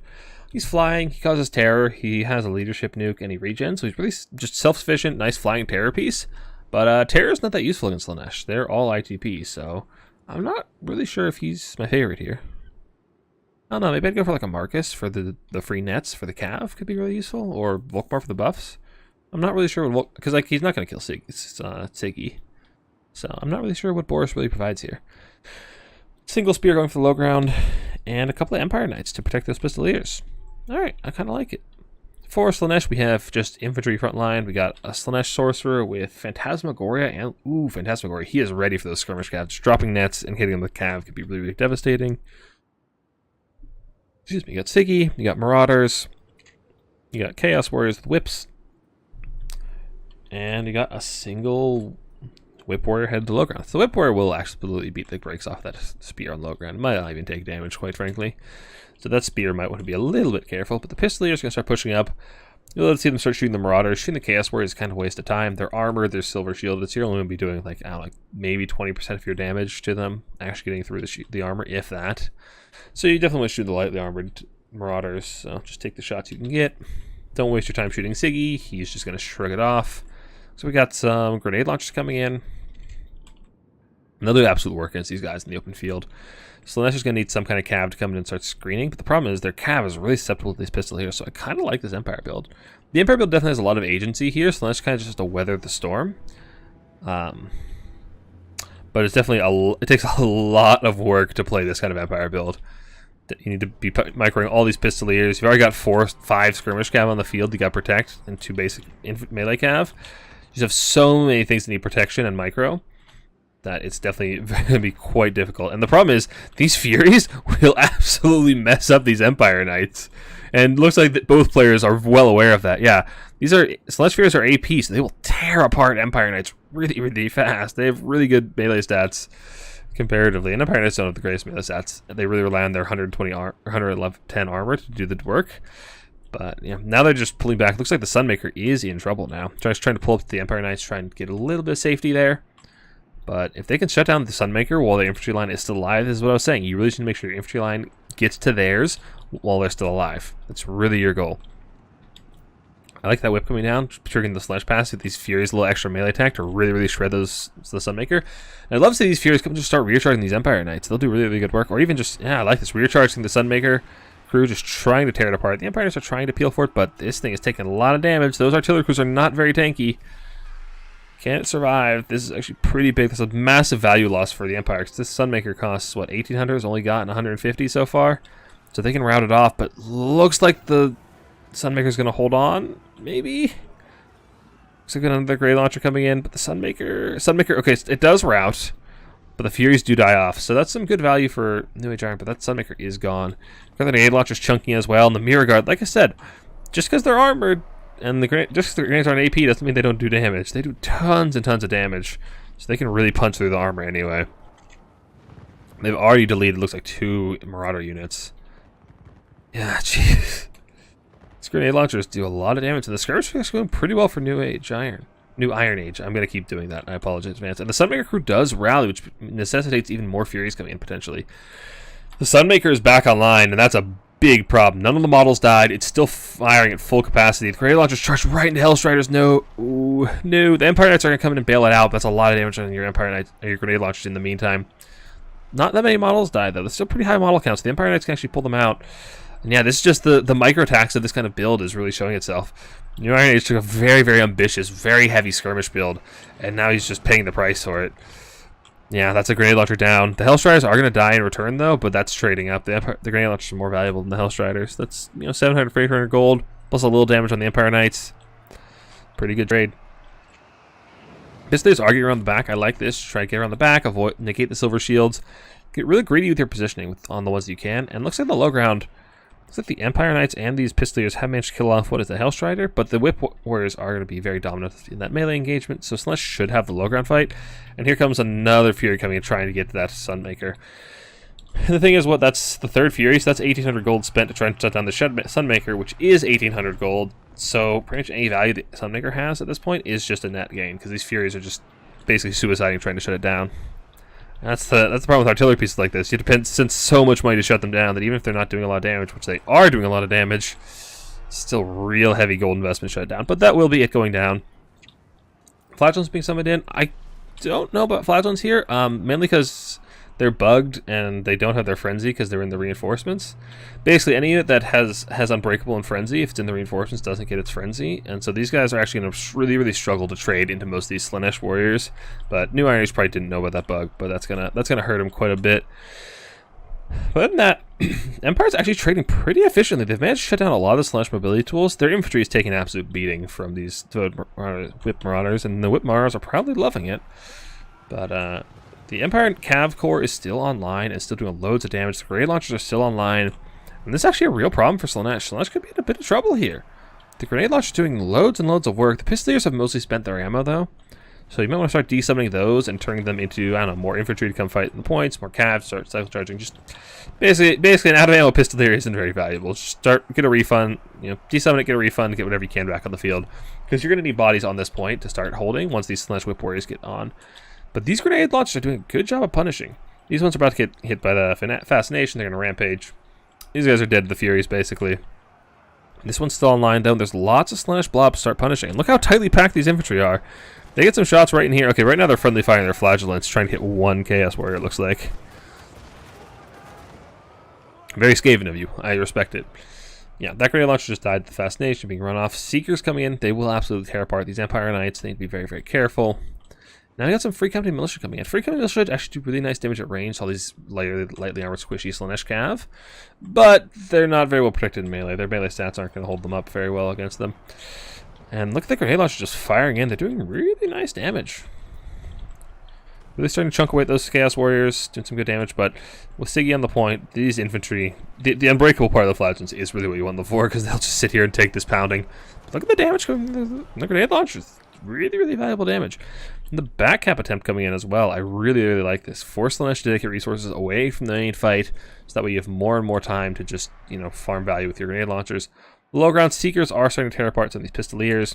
I love to see the Empire Knights turn rear charge. Slaanesh Cav, like I said, it hits really hard, but it's also incredibly squishy. Not a lot of hit points, 5 armor. If you can get a rear charge, even with an Empire Knight, you'll do a ton of damage. So if you can just turn a rear charge, that'll be massive, massive value. But as it is, Slaanesh is trading upwards, up about 1100 value, which is pretty devastating for the Empire. The Empire's front line has largely crumbled. The infantry are mostly gone except for that one unbreakable Flagellant.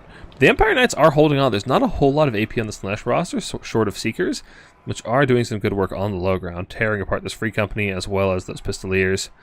But on the high ground, there's next to no AP, so these Empire Knights with their 110 armor are just an absolute menace. They're just absolutely tearing it up. You got some Furies come in. Furies are the other thing that loves to tear apart Empire Knights, which is kind of silly. They need to be very careful, but they love to destroy these Marauders. Oh, those poor... Well, they're not poor. They're probably going to enjoy this. Oh, look at these poor little boys. Okay, maybe that wasn't a lot of damage, but I enjoyed it personally. Grand Lodge is still just shelling in damage on the Whip Marauders. They finally start to break some of them. And the Empire's actually managing to hold on to this objective. But Fury's coming in, they're going to start chasing out the grenade launchers with nothing in the area to peel for them. They'll be forced to run and stop firing, which is not really what we want to be seeing. Boris has been, you know, he exists. I wouldn't mind seeing him try and maybe go for a snipe on the Slaanesh caster, who is fairly slow for a Slaanesh character. Because he looks to be pretty unsupported. And the back cap coming in, again, I really like the back cap. Force Slaanesh to dedicate resources elsewhere. You know, the more spread out you can make Slaanesh be, the longer you can hold on to objectives, and the more time you can farm value off of your grenade launchers and your shooting. So I quite like it. Spear's coming in to try and peel off those Furies. Not a bad option.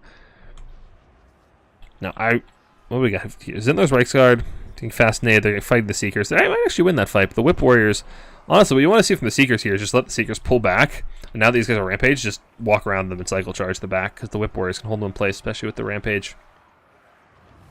Yeah, because the Seekers, yep, pull back, get your charge bonus again, or even just go and wipe out these Free Company.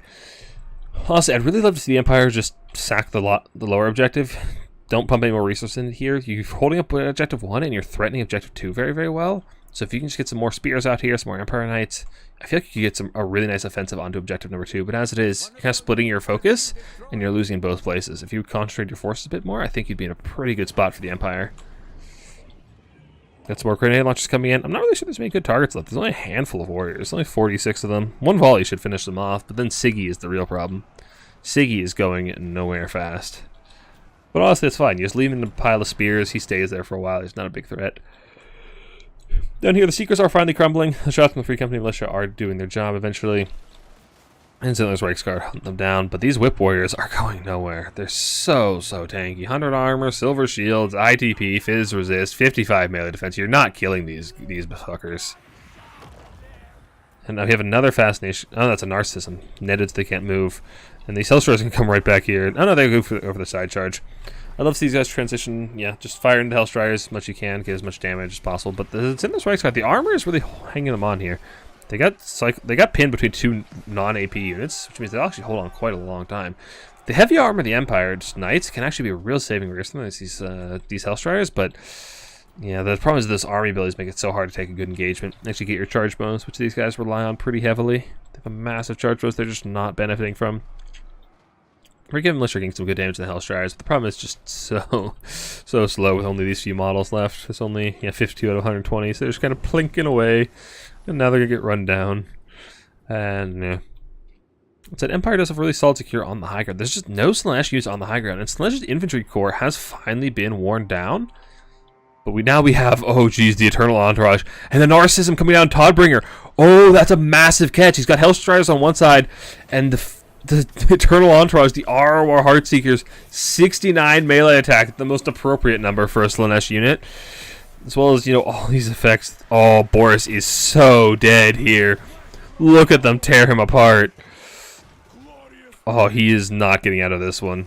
That was a beautiful catch from Crave. That's an absolutely brutal catch. Look at these just bright pink Heartseekers. Boris is routing. He's not even going to be able to get out of there, I don't think. That might be the final nail in the coffin for the Empire. And already not great leadership faction, losing their lord like that. That is brutal. Absolutely brutal. Yeah. Yep. This is just swarming. How much value these guys got already? Oh, perfect. 666 value, naturally. 69 melee attack, 666 value. Wait, why do they have less melee attack now? Oh, it must have been the lore passive triggering. Yeah, their melee attack comes and goes. Pistoliers coming in, trying to get a little bit chip damage on these guys, but the problem is now they just turn on you and you're dead. They are way faster, especially once the poison sets in. You're not really getting away. You can run back through the spears, which is a good choice. Now the Eternal Entourage just goes and turns and runs down Toddy some more. And I think Empire is looking... Honestly, Slaanesh really doesn't have that many force on the field. It's just a couple of these really squishy cav units. If you could just get some spears on the point, like... Hellstriders don't kill infantry. They're just really bad at it. So if you just start spamming out spears or even more flagellants or swordsmen, you can get some really nice holds on this objective. Boris does finally fall to Hellstriders, which is inevitable. And we do have some more Hellstrider Marauders coming in. But if you can get some just spears halberds, whatever you get on these objectives. Empire can actually hold these for quite a while, and they are taking this low-ground objective. They don't have to 3-cap just yet. If they get this objective and hold it, they don't even need to take 2. They can just hold 1 and 3. Despite the value disadvantage, I feel like Empire's not in a bad spot. So there's a nice narcissism coming down, and these grenade launchers are gone. Oh, the hell. The Eternal Entourage hits so hard. Look at the stat line on those bad boys. 65, 50, 53. All AP, almost all AP. How much of that is AP? Yeah, largely AP. It's loads of damage. And there's one dinky spearman trying to protect the Huntsman. Huntsman will do a lot of damage if they're allowed to fire into these guys, but they won't be for very long. There's too many cav units here. Do some Chaos Warriors with Hellscourge coming in, and we saw how hard those guys were to remove last time. I think Slaanesh may have this one, to, I'm sure, the great surprise of everyone watching at home. That said, Spears are starting to get a bit of a cap on Objective 1, but with more and more Marauders coming in, they're not going to be able to hold it. And Slaanesh doesn't need to take Objective 1 to win this game, so I think Slaanesh has this one.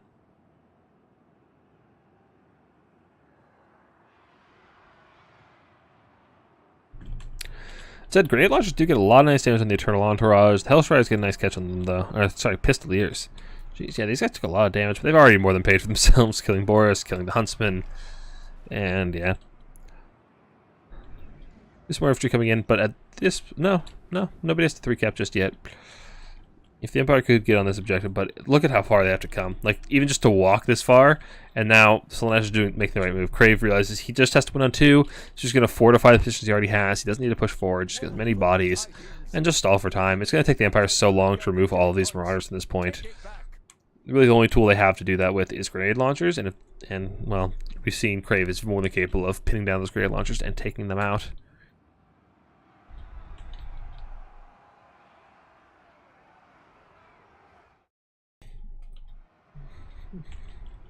And yeah, on the low ground, just anything that summons in is immediately jumped upon by the Hellstriders and the Eternal Entourage. Empire Knights come in, and also what you can do here is Slaanesh is just let the Hellstriders charge the Empire Knights and take the Eternal Entourage around the side, or even just right behind them, and just let them tear them apart. Last thing you want to do is let them get a charge onto the ROR, because they're so much more expensive, and they're still incredibly squishy. It's like even the ROR Hellstriders, they still have very little HP. Looks like they do catch some of them, so the rest of them turn around to start fighting, but yeah, they're just trying to pull out, but they're dropping orders because Warhammer 3. And on the high ground, looks like the Slaanesh infantry is just pushing forth, and with not much Empire units up here on the high ground to actually shut them down. Looks like they're going to be taking this objective in short order, and that looks like it will in fact be game.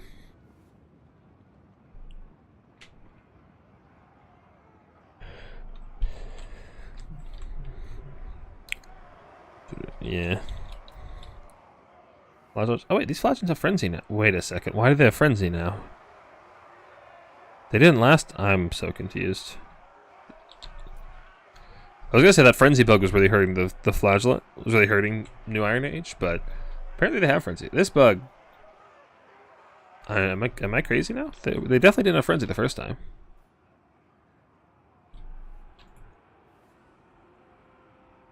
But yeah. Empire has a lot of ground to retake and not a lot of time to do it, as well as very thin forces on the field with which to actually do it, and there's a lot of Slaanesh bodies in between the Empire and victory, unfortunately. So you would have thought Knights lose to Burbs. They lose if the birds get rear charges, which the birds should always be capable of because they're flying. So like the birds will always get their charge bonus, which the Empire Knights rely pretty heavily on their charge bonus. That's not an Empire. That's an Empire Knight, yeah. Their melee stats are... What are you being buffed by? Chevrons. Chevrons what they're buffed by. But Empire Knights rely a lot on charge bonus and collision damage to deal damage, so against a flyer that lands on them, they really don't have a lot of damage output. They're a pretty underwhelming unit with... They rely on their armor and their charge bonus, so Slaanesh Furies really negate that entirely. So basically they're stuck with their pretty mediocre melee stats. And their health pool's not bad, actually. Yeah, their health pool's not bad. The recap comes in for Slaanesh. Yep.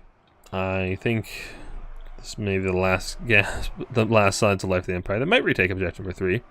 But with the Mirror Guard coming in, as well as some more Devoted Marauders, Devoted Marauders just chew up all this Empire chaff so quickly. Do have another Pistolier coming in. I don't know about these Pistoliers, honestly. They do good damage to the Hellstrider specifically, but against the infantry, their damage output is just not very high.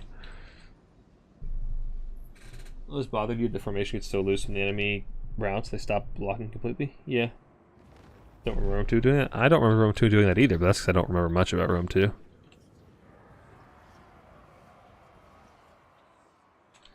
Yeah, and Furies come in and just tear apart these Empire Knights. And Slaanesh slowly marches to their inevitable victory. Now, who is pinging me in Discord? And do I care right now?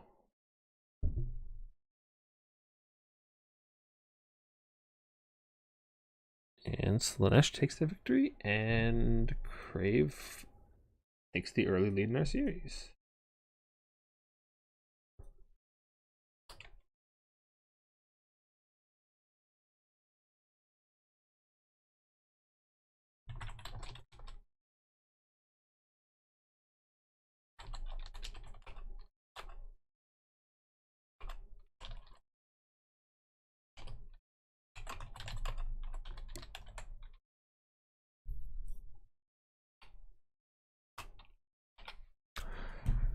Alright.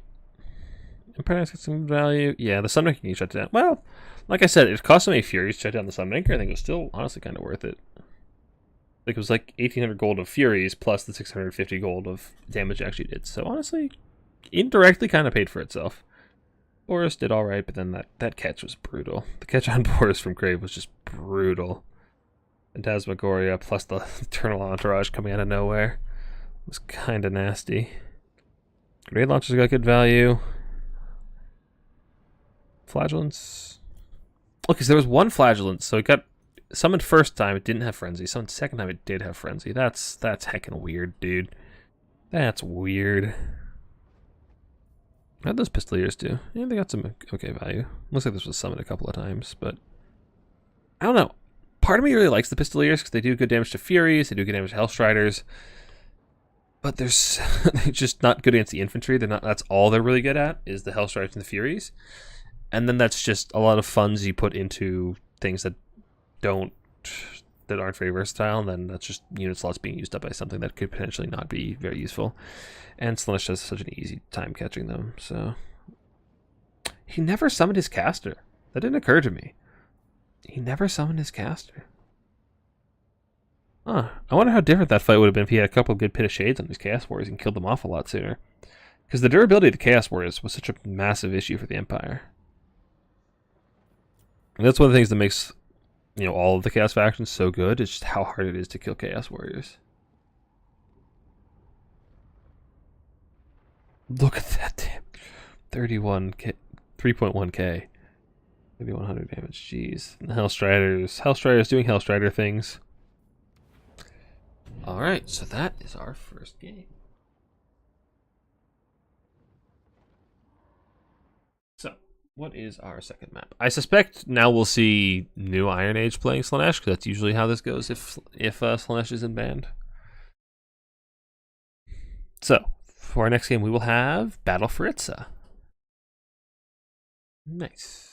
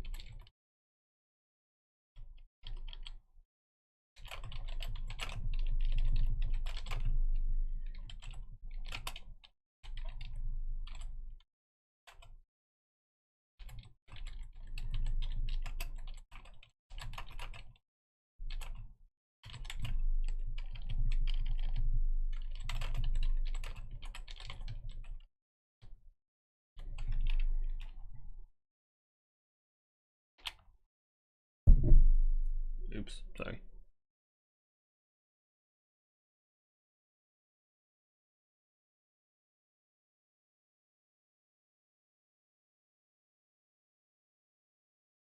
Tzeentch was good. Me too. I like playing Tzeentch. The blue fire nerf, and the skirmish cav nerf kind of ruined them. The skirmish cav nerf needed to happen because skirmish cav is kind of BS, just across the board. But the blue fire nerf, I felt like was unnecessary. It was the only thing propping the faction up.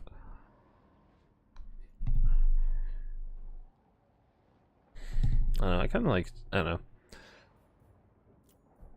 I like a lot of Tzeentch's stuff, but I wouldn't mind seeing some like Screamer buffs, to be honest. Screamers are a fine unit, but like they serve a really crucial role for Tzeentch. Like Tzeentch's biggest problem is dealing with enemy cav.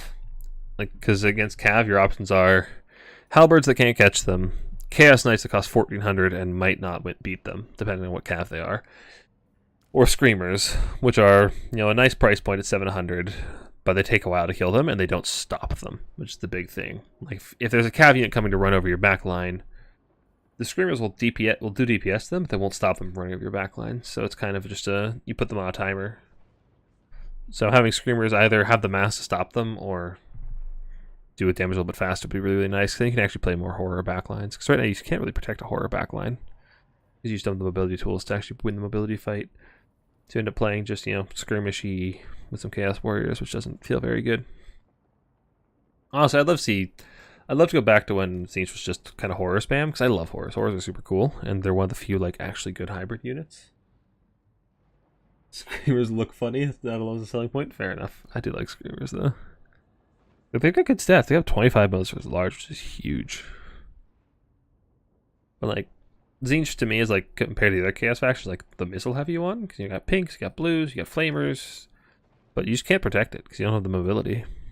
So it's kind of a shame that the one with the most missiles is like, well, no, you're just gonna not use the missiles and play like a shitty version of the other factions with blue fire, which kind of sucks to me. All right, looks like we got Bretonnia Khorne. Intriguing.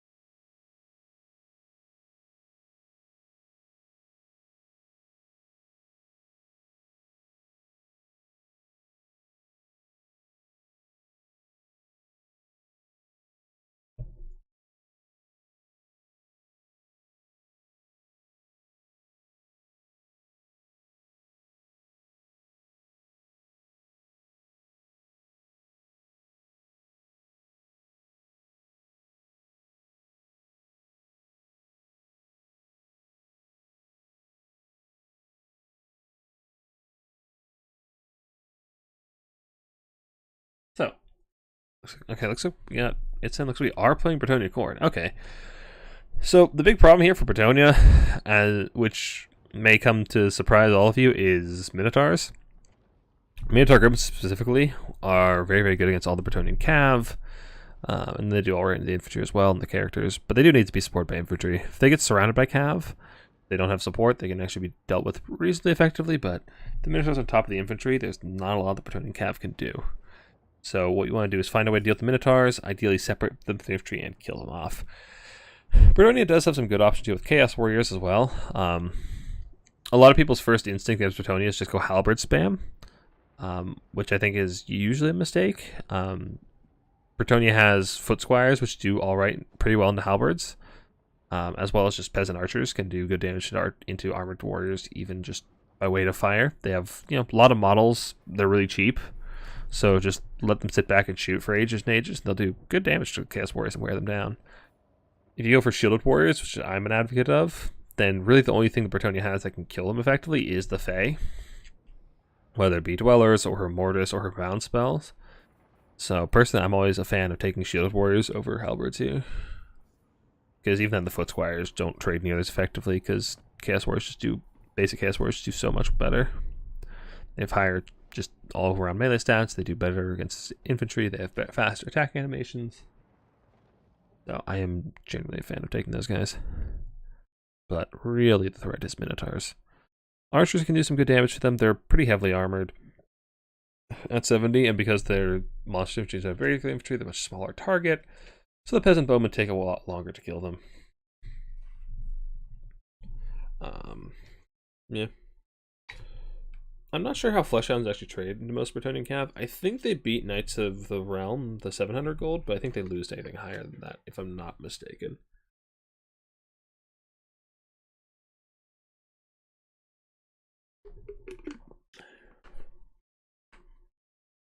I wonder how, like, Blessed Field Trebs do shelling into Minotaurs. That'd be kind of funny. If they can hit them accurately, that'd actually be a pretty good answer. Of course, then you have to play more of a boxy style, but, you know, if that's your thing, definitely be an option.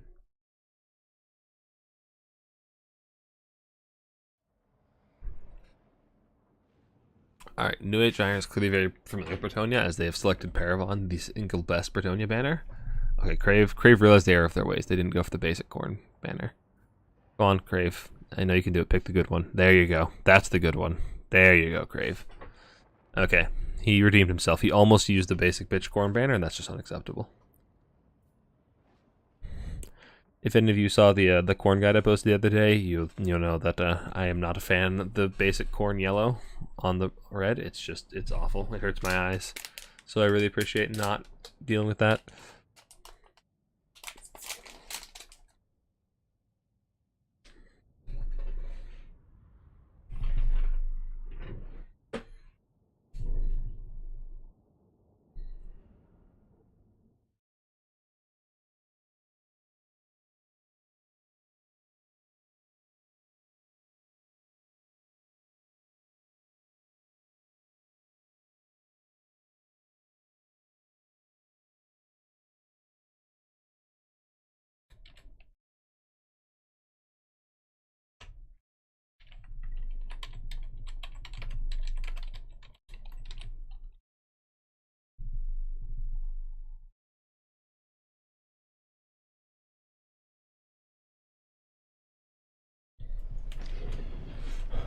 Alright, why am I scrolling up? We need to take a look at these builds. So, Bretonnia, we've got Faye. Faye is pretty much a no-brainer. She's just provides so much for Bretonnia. She's got Life Magic, Dwellers, Earthblood, Regrowth, as well as Bound Chalice, which is a basic common of Cassantor, which does really, really well against infantry, and is heavily AP with explosive damage. And then in favor of the Fae, which can be used, is actually a really versatile ability. You can use it on your Paladins if you bring them to do just tons of damage. You put up on a Foot Squire to chew through a Chaos Warrior, put up on a Cav unit to win engagement. It's a really nice ability all around, as well as for more Ascension and debuff to just drain any units around her. Then we got a front line of Foot Squires, Grail Relic, backed up by a Blessed Field Treb, and then looks like 3 Knights of the Realm. Okay. Khorne looks like we got Marauder frontline backed up by Halberds. Okay, not bad. And Double Cultist on foot with just the summon. And Ye Old Valkia the Bloody. Again, if you're a Khorne player, if you're ever playing Khorne into any matchup, you want Valkia. Demon Shield and Spear Slopnir. Don't know if you need Demon Shield here. She's not really going to be under huge threat from anything. So, might be able to skip out on that and save a bit of money. But, you know, it's never a bad thing to just have some damage and vulnerability in case you do mess up with her and get her stuck a little bit somewhere. So, Halberds are advancing under Blessed Trebfire, though the trees will provide them a bit of cover, just firing and shelling and damage. Honestly, I'd love to see the Bretonnian Cav just start pushing up and just punching these Marauders. You can just cycle charge these Marauders really, really easily and get some really nice damage without taking a lot in return. There's no Minotaurs or Fleshhounds out here yet to punish you, so you can get really, really greedy with the damage. As is, Bretonnia is just kind of pulling back and letting their artillery do the work, which I don't mind. You don't have a whole lot of... Oh, that's a nice spear. That's through all 3 of these units. That's some really nice damage. That's the one problem with stacking up like this, is spells like that do loads of damage. Crave saw his opportunity and he leapt at it. As I was saying, I like staying in this tight formation and just play around the Fae. You really just want to stay tight, let her Mortis do a lot of the work, lower your opponent's melee attacks, your Foot Squire survive even longer, keep her heals all blobbed up, and then just get the Mortis drain effect. So if you can force a fight on a single objective as Bretonnia, you're usually pretty happy. Khorne should not opt into that. If they see this massive melee blob on the center, they should just, take the sides and say, well, what are you going to do about it? And then when Brett tries to do something about it, well, they fight them. And Khorne's really good at fighting them. Oh my goodness, this guy's got nailed by a massive Blessed Rock, but didn't actually take damage? Oh, he took 2 damage. Brilliant. That's brilliant. Fleshhounds coming in. I'd really love to see some Minotaur summons. Fleshhounds are alright. Like I said, they trade alright into most Bretonnian Cav, despite not being AP. They do have some really nice AP damage ratios. and they are just big enough and have enough mass. They don't take a lot of collision damage. But if they're surrounded by 3 Knights of the Realm, they're going to have a bad time. So they better skedaddle and get back to the safety of their halberds. Yeah, if they're outnumbered like this, and both players are playing really cautiously. Neither one of them really wants a heads-up engagement just yet, except for Khorne. Khorne always wants blood. What am I saying? Silly me. Khorne is going in for the blood immediately. And these foot squires should honestly mulch these marauders pretty quickly. They are anti-infantry, they have decent armor, but marauders do some good damage back. 70 armor isn't actually that much to protect you against the sheer unadulterated rage of these Khorne warriors. Well, Khorne marauders. Another demon shield going down. Looks like we do have a bit of engagement over here. Valkia is going for the snipe on Faye. Faye is mounted, so she will be taking the bonus large hit from Valkia. But with all these mounted simps here to protect her, she should be just fine. Fleshhound's getting a nice side charge. We do have some Pegasus Knights. Oh my goodness, they're just teabagging across the ground trying to chase these Fleshhounds. That's hilarious. Pegasus Knights should actually be pretty good in these Fleshhounds. They do have anti-large bonus. They don't have magic attacks, they're not cutting through the fizz resist, but they're still doing really nice damage recharging these Fleshhounds. It looks like a pretty nice engagement for Bretonnia, but the front line is kind of crumbling without phase support. Bretonnia's front line relies on Faye so much. You really gotta have her here. The foot squires are doing good work, but taking a lot of damage return from just these cheap marauders, as well as the early spear we saw. Breath Trip is just shelling in, getting some good damage down. Consistent. Knights Throne coming in. There's also mounted yeomen to chase off those horsemen. They should do alright there. These horsemen rely on most on charge most for infantry, which is not useful against calves, so they should be just fine. A lot of Isle Khorne units on the high ground. I'd kind of like to see just the halberd left and bring this Marine and help the middle fight. And once these cultists actually get their summons charged up and drop these bloodletters right in the middle of them, those foot squires are going to be crying for mommy very, very quickly. So, yeah, the Fleshhounds do get surrounded and taken out. Is Valkia still in the middle of this blob? No, Valkia Valkia went after the Trebs, and it looks like she's gotten them pretty much by herself. She takes out an actual Treb model by herself. The crew is running for the hills. They do get a nice collapse on those Fleshhounds, though, and Bretonnia does take a value lead off of the Dwellers below here. That is catching a massive blob of Chaos Warriors, as well as getting a little bit of these Marauders. Really, really nice damage down those halberds. And like I said, Faye is your big answer to these Armored Warriors, so you really want to get her into this blob. But now the Knights are freed up, they've killed the Fleshhounds, and they are free to do whatever they like, and they want some Khornite skulls. Some nice damage charging in there. Honestly, it's kind of like a toggle on Lance Formation when you're charging infantry, but still, some nice damage. Faggy in the back here, but she will start draining. It's just doing passive damage, firing up a lot of value. Probably want to get her on top of the infantry or a cav, because she is large and fighting into halberds, so she can take a lot of damage if you're not careful. But she is doing good work, as well as debuffing the melee attack of these warriors and routing them off. Perfect. So Bretonnia has a pretty solid hold in the center. Kind of worried about those Bloodletter summons, I'll be honest. Valkia coming in to try again on top of Faye, put an end to her silly draining, and shut down her magic. But looks we got... Oh, we have a Chalice of Potions coming down here? Oh. Oh. And I don't think it hit anything, but it looked cool. Bloodletter summons coming down. Might actually have a hard time fighting these questing knights. They are AP, but they are also anti-infantry. But they should be able to do some good damage to these knights, especially since they are surrounding them and getting them a little bit stuck in. And these cav would really love to be cycle charges that do rely pretty heavily on their charge bonus. But suddenly the fight in the center looks a lot better for Khorne as both those Bloodletter summons come down and these foot squires are routing. Valky's trying to take out the Grail Relic, which I think is a really good idea. And Khorne is pushing towards the left side as well with some halberds. That would be very, very difficult for Bretonnia to contest. Midfield, we have some throwing axes charging down some archers. The peasant women need to run away, but these Knights of the Realm are ready and willing to protect them.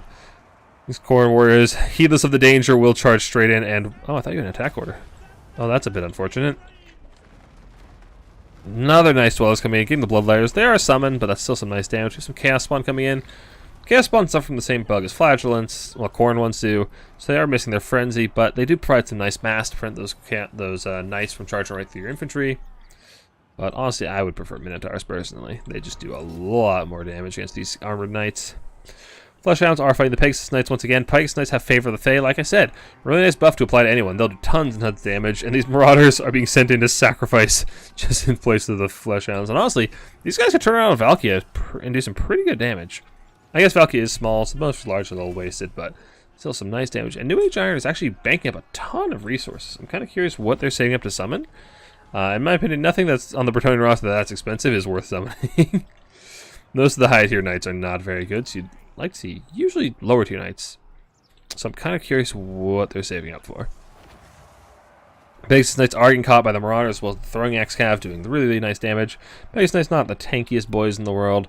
They do have a pretty meager health pool and not that many models. And looks like there's a massive wave between something. We got some more Pegasus Knights as well as some peasants, men at arms. Nice. Gonna come and try to take the uncontested objective number 1, which is a nice cheeky back gap, as the Bretonnians do actually still hold the center. Much of the Khorne infantry corps has been killed off. There's a couple of halberds dotted around, some marauders. The marauders aren't really a threat. The Bretonnian knights can charge them down at their leisure. The halberds are a bit of a threat. It looks like there's 2 still pretty tanky halberds at the center and 1 tattered halberd. As well as the spawn. Nice Earthblood coming in. As well as Faye getting in there and dropping that debuff and the drain. And this is actually looking pretty decent for Brett, despite the value differential. So we got another Child's Potion coming down. Does this one get anybody? And let's hit some decent damage. It's not half bad. But these halberds are still full health, and there are some very tattered knights around here that they would like to have a word with. That's a big deal. Also, some Fleshhounds getting the back on top of all these archers and the Treb that had been resummoned, which is really unfortunate because I don't think got off many shots before those Fleshhounds got right on top of them. Men-at-Arms coming in. I don't think they'll do very well against those Fleshhounds. Those Fleshhounds are like twice their size. These peasants just want to go back and tend their farms, man. They didn't sign up for this. Yep, I don't think they're going to be very happy with that fight. On the other side, we got some knights trying to deal with these marauders while avoiding these halberds. Honestly, I'd love to see these knights just come and commit to the left side. Since if you commit to the high ground back cap, I'd prefer Brett to just, swing their way over to the left side. So you do have the mobility advantage in that regard. Faye is getting some good damage down. She's 69 kills, nice, and just doing a lot of drain damage to all of these Khorne infantry around here. Just ticking up value city. But you really love to see that another Dwellers Below or a Chalice of Potions right here on this blob, if she's got one available. But I don't think she did, as she just chats in Earthblood, unfortunately, for Bretonnia. Yeah, Bretonnia's infantry corps is pretty much gone at this point. Got a couple of tattered pieces dotted about, but for the most part, they are relying mostly on their knights, which are in tatters themselves, which is looking pretty rough. And now is the time for the Khornetar's great weapons. These bad boys will tear up any armored cav they get their hands on. Massive AP weapon strength, massive bonus versus large, armored, 8,700 HP. They're going to tear up any knights they get their hands on. And Faye is in trouble. She's surrounded by halberds with a Valkyrie on top of her as well. She's wavering, despite her, what, like 100 basically? Oh, no, 70, okay. But, yeah, she is in trouble. And with her fate, so goes the fate of Bretonnia, it looks like. There's not a whole lot of peasants left in the field, though we do have the Green Knight riding to the aid of his lady. Can he fend off the Demon of Valkyrie? Not in time. He is late, but can he avenge her? I doubt it, because she has magic attacks, and he is not actually all that tanky. I guess he has more HP than her. He has slightly better melee stats, actually slightly worse melee stats. But, it'll be fine, right? He's, the mythical defender of Bretonnia, right? Right? He has a Dolores Blade, which he can pop and try to get some value, but he's surrounded by Valkyria and halberds and Minos. Only Valkyria of those actually have magic damage, but when he's surrounded like this, he's going to have a hard time. There's a moment are trying in to give him some fire support, but even through his massive amount of fizz resist, he is in trouble. He's actually got, if I recall correctly, a little more fizz resist than most of the... he's got 60% fizz resist because he also has the Blessing of the Lady, which gives fizz resist. So base he has a lot less, but anyway. And yeah, he's taking a beating from Valkyria and the Khornetars, and this is looking pretty decisive in the favor of Khorne. They're up a ton of value, and Bretonnians are running back to their farmlands.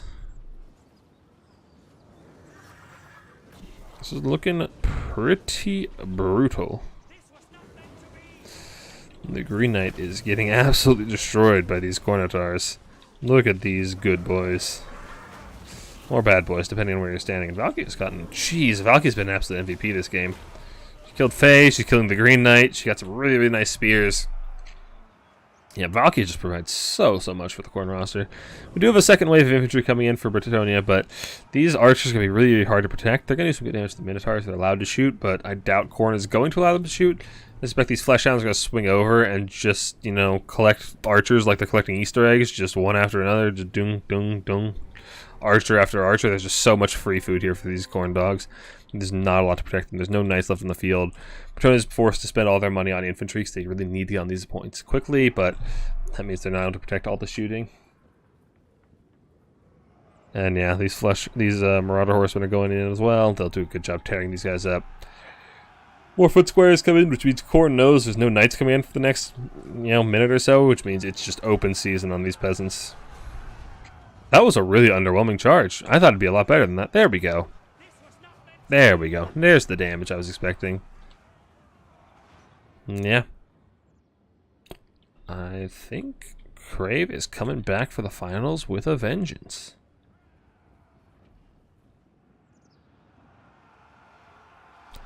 And these horsemen are just in the cookie jar now. They got all these archers. Fleshhounds, yep. Just tearing up these boys.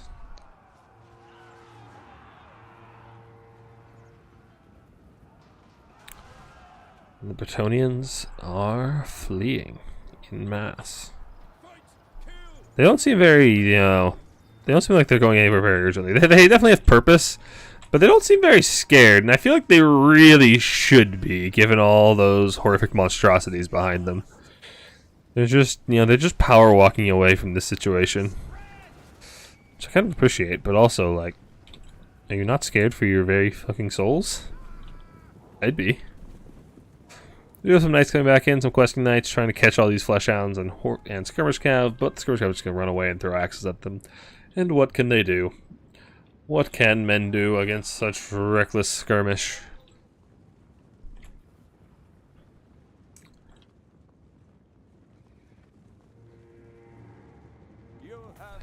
And Iron taps out. Which means Crave is indeed coming back for our finals with a vengeance. See if he can redeem himself from the earlier game. He wants to go another round against Ghoul. So, let's see some of these values. Yeah, that feels like a really rough matchup for Bretonnia. Just the Chaos Warriors are hard to kill, the Fleshhounds trade really, really well, and Valkia is an unholy terror.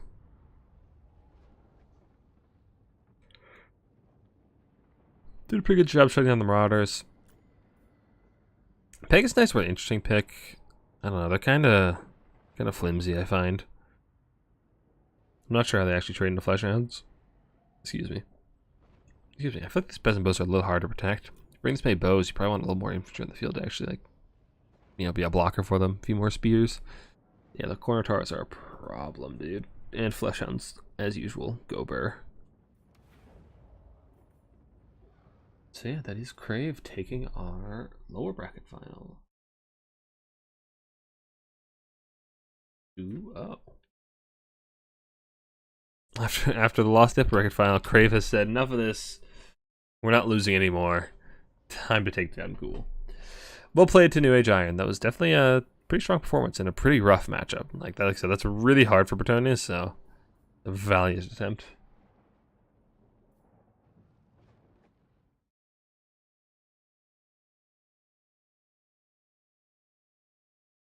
Alright. Let's see. Does Ghoul have a lobby up?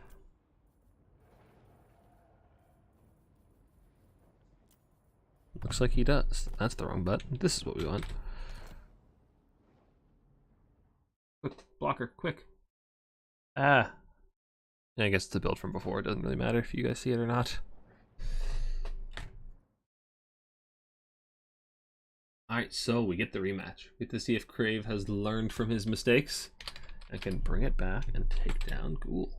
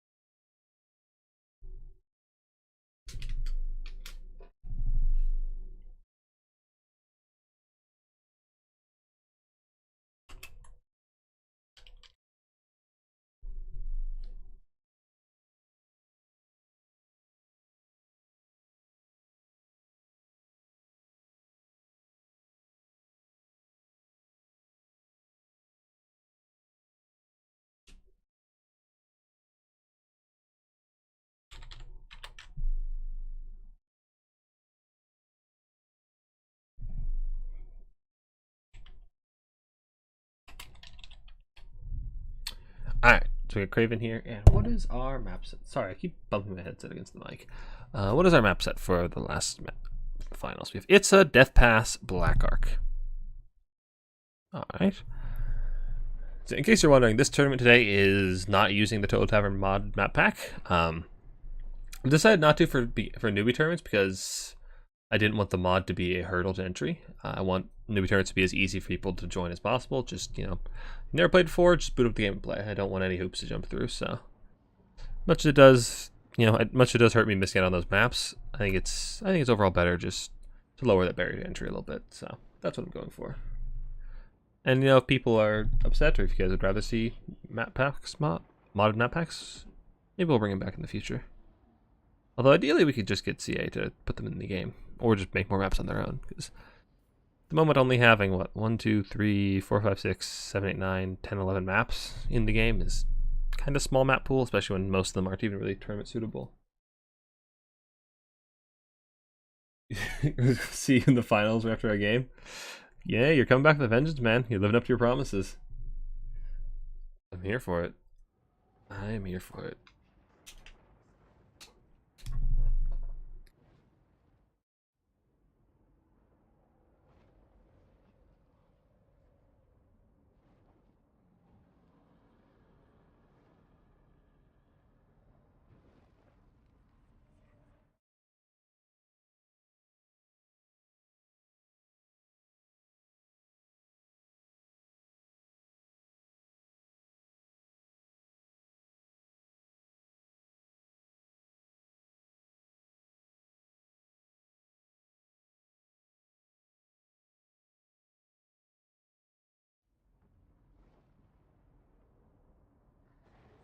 Alright, so just a moment while our players doing picks and bans. We'll get into the game shortly. Actually, Crave, if you're still here and you want to tell us what the picks and bans are, that'd be cool. Give us something to chat about.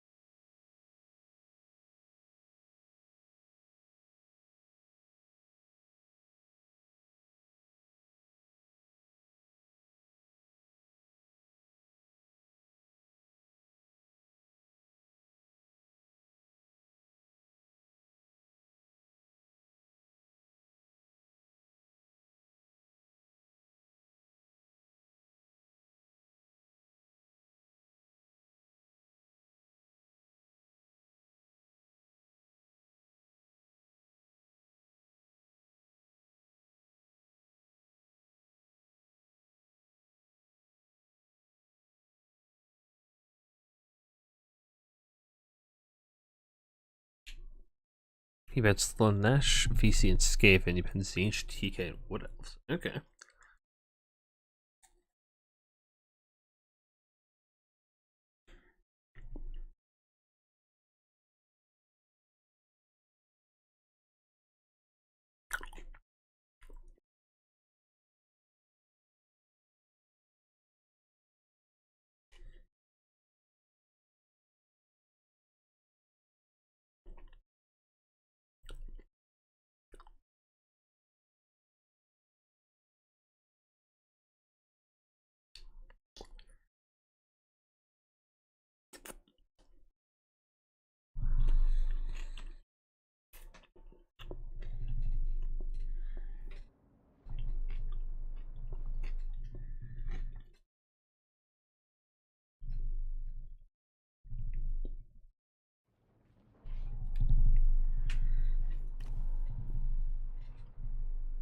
Alright, Slaanesh, VC Skaven, Siege, TK Wood Elves. Walk is still open. It's definitely like pretty the best faction remaining, but based on what we said before, I suspect we'll be seeing some Elves. Only Wood Elves are banned. High Elves and Dark Elves are still up. And I think we saw both of them. You know, we saw a Dark Elf mirror for their first game, so I suspect we're seeing a lot of Elves this series. And Dark Elves are a very strong faction, so I wouldn't be at all surprised to see these two pick it.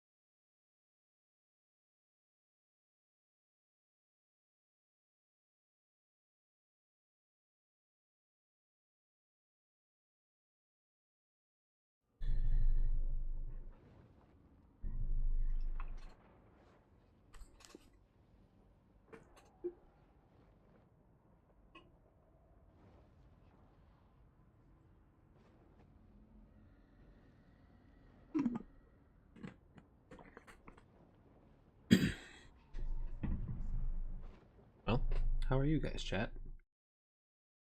What are y'all up to?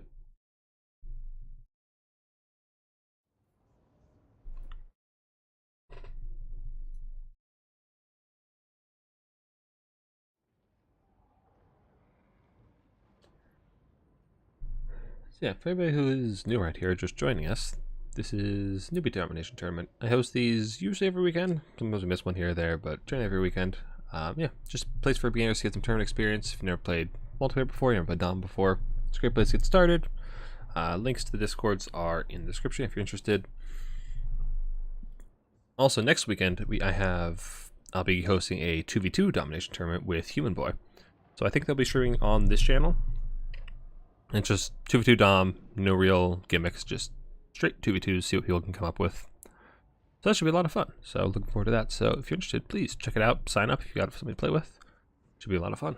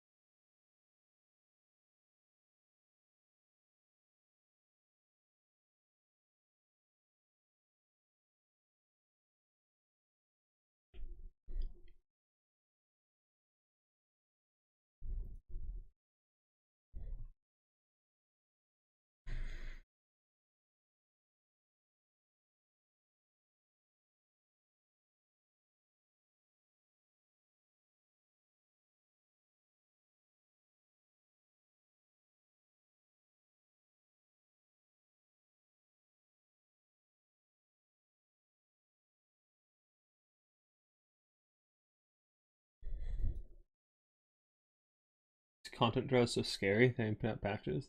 Yeah. Yeah. It's gonna be a rough while before things come back. So yeah, we still got a lot of tournaments going and stuff. So there's still stuff happening, even things aren't changing. I know a lot of tournament hosts have been experimenting with just different rule sets and picks and bans and meme tournaments to kind of keep things fresh, which is fun. Do we have a Khorne mirror? Is that what's happening here? Please, God, no. Please, not a Khorne mirror. I hate Khorne mirrors. Please, no.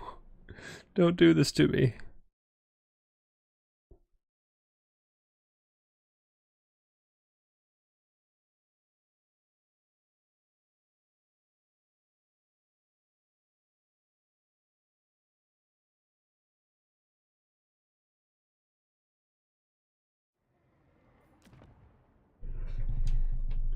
Oh, yeah. I think we may, in fact, have a Khorne mirror on our hands. Both players are making builds. This is my worst nightmare.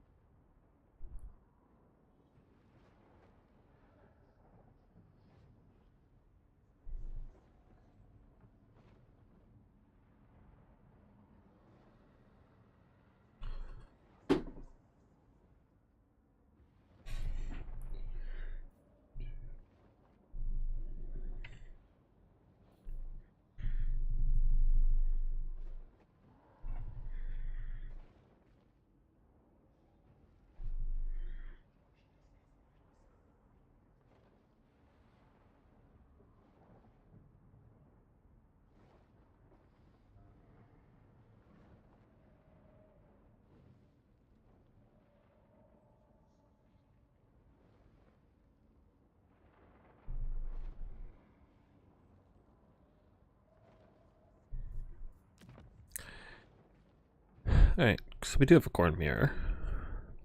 Curious to see the builds. I haven't seen a Khorne mirror in actually quite some time. I don't know if I have been actively avoiding this matchup since like before IE dropped. So I am completely out of the loop on what the meta is in this matchup. I suspect... Well, back then, like, the Age-old classic was just Halberd spawn. It could just destroy everything. Halberd to everything big, spawn to everything lightly armored. So, that was the Age-old classic. I suspect that's changed a lot. I suspect Minotaurs are probably real good. I suspect Valkia actually really punishes those Halberd blobs with her Spear of Slaanesh. As well as the Skirmish Cav. The Axe Horsemen are really good against that kind of blob as well. So I suspect we'll be seeing good of those horsemen for both players. And I'm kind of curious what their front lines are going to be. Well, I say I'm curious. I'm actively looking at it, but, you know. What would I run if I were doing this matchup? I'd probably go pretty light on the infantry and focus on the Minos. Or just Marauder frontline backed up by Grey Open Rhinos, maybe a couple of Halberds. Seems solid. And then, you know, summoning in Fleshhounds and Horsemen. Probably on Valkia. Probably always on Valkia.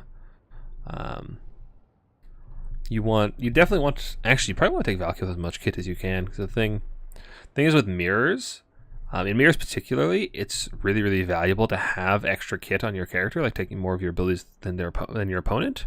Because whoever has more of those abilities, even if they're not great abilities, it means you will win the 1v1, which means then the person who has taken less of their character's kit has to avoid that. It has to play scared of their opponent's character, whereas the person who has spent more on them can bully their way around.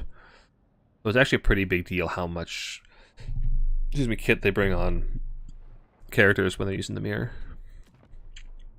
Whether it's Malkia or, you know, a Vampire Count's Dragon Lord or Malekith, something like that, or Imrik, or Sigvald, or any of those really common, like, universal characters that you know are going to be brought. It's just a big deal to have more power on them than your opponent, so you can win that fight. That's why you'll see in a lot of Vampire Count mirrors, it's like, well, I brought a Blood Dragon Vampire Lord, you know, the strongest duelist they have. Well, both sides are going to bring that full kit, so it's like, okay, well, I brought Terror Geist to back it up. Well, I brought a Spirit Leech Caster to back it up. Like, just having a little bit more to go in that fight, if you could force that fight, is pretty strong.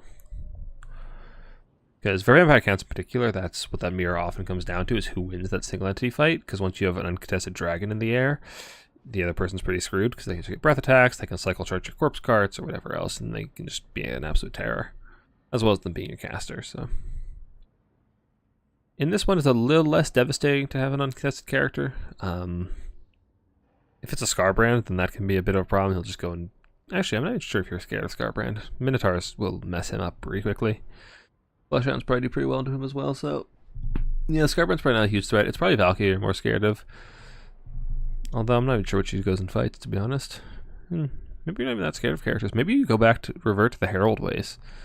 Because back in the day, you used to take the Herald of Khorne with Locus of Wrath. You have melee attack to your whole blob, which is really strong for the blob fights that Khorne mirrors often devolved into. Because Khorne is so melee oriented, you know, eventually there's going to be melee blob fight, so having that big AoE melee attack buff was really strong. That said, that Herald, while being strong in the blob fight, might be weak in a 1v1 duel to Valkia. So it's a bit of a, you know, rock, paper, scissors there. Cultists may also be pretty good here. At least that's what, I don't remember who was who. Left Khorne seems to think that Cultists are pretty good here.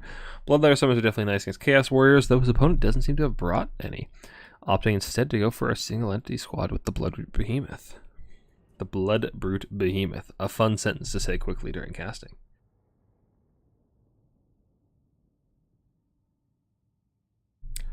As well as Minotaurs and some Spawn.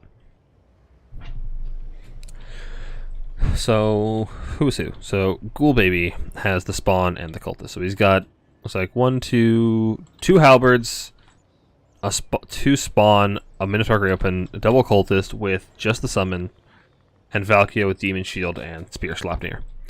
For Crave, we have Valkia, Spear Slaanesh, Demon Shield, nothing else.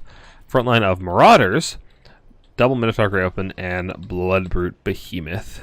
This guy is actually a really, really strong combatant. And if he's supported by Minotaurs, he'll actually destroy enemy Minotaurs. If he gets surrounded, he's in trouble.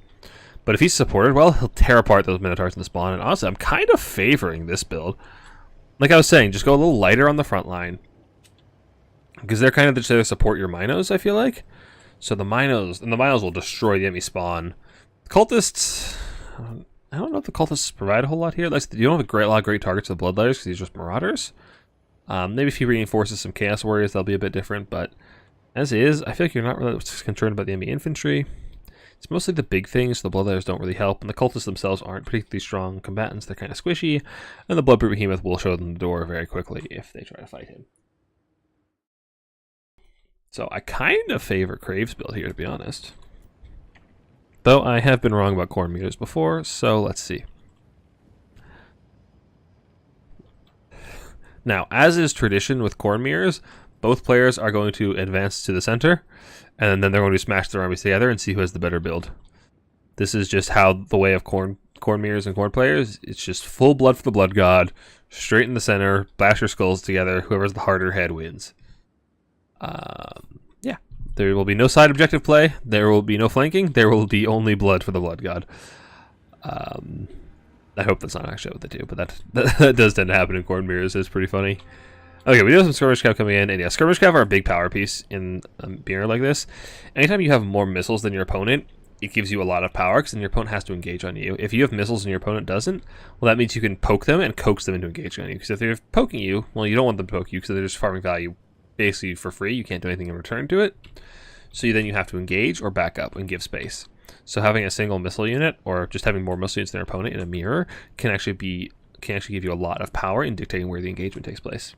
So all that to say, I really like the Skirmish Cav pick. That's why you see Skirmish Cav in so many Chaos mirrors.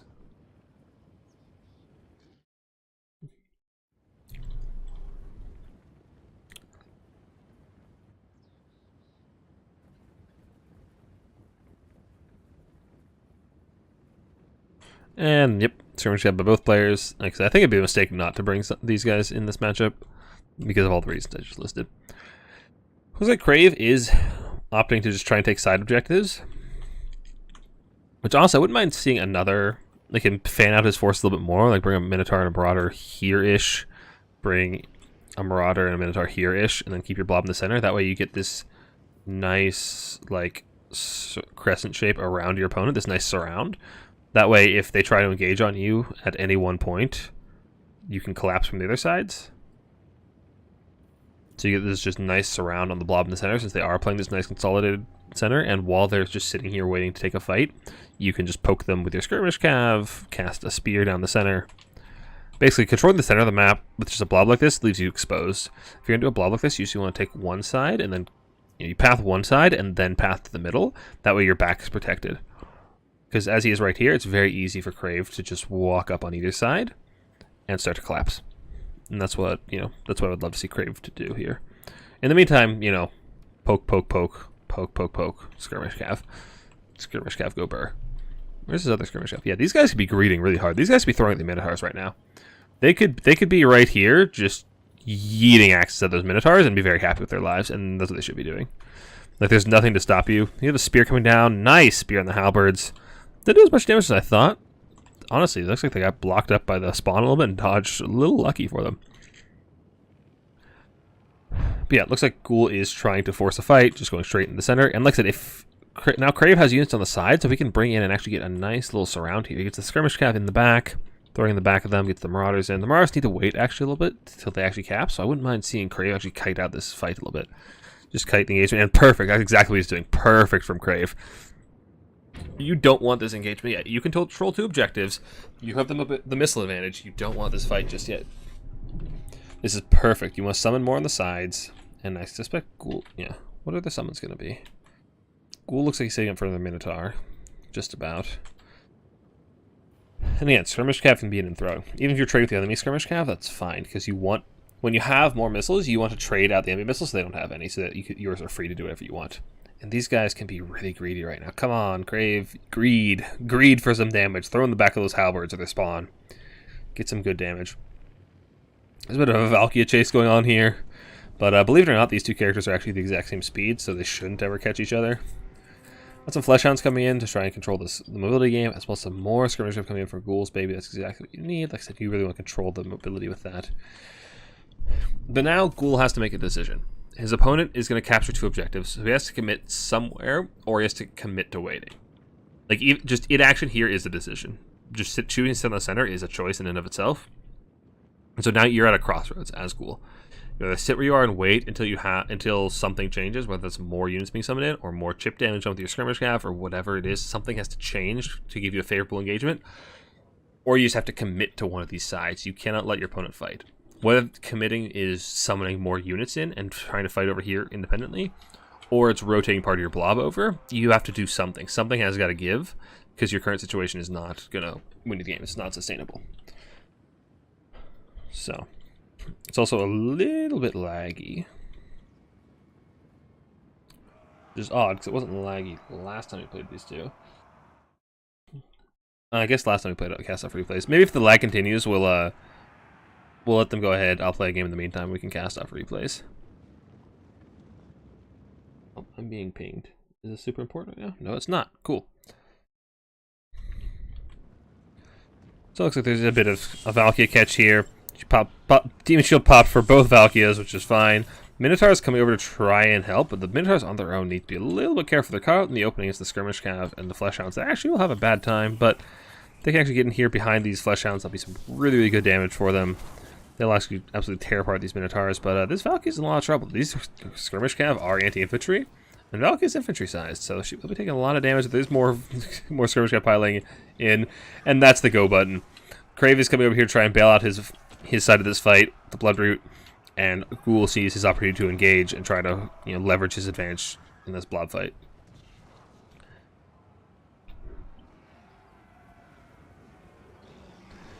And yeah, now that the Bloodroot's in here, Ghoul needs to back out with his Valkyrie. Looks like what he's trying to do. Yeah, you really want to get out of there and avoid that Bloodroot, because he will tear Valkyrie apart so fast. He's got 81 melee attack, almost 600 weapon strength. This dude is a beast in melee, so you really want to get him out of there. And the counter charge coming from Crave's own Minotaur is going to do loads of damage along with the Bloodroot backing him up. But once the Spawn Halberd blob gets into melee, it's going to be really, really hard for Crave to compete without his Marauder support. He really needs the Marauders to get up here and start saturating in and protecting his large targets. In the meantime, he's doing a really, really good job of just denying the engage to this slow blob.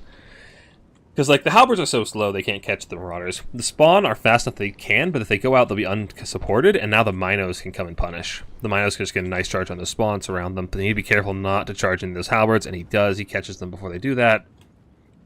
So now these Spawn are completely isolated, and they need to bail. Which we'll realize is really, really disciplined play from both of our players today. And is that the Hellforged Host?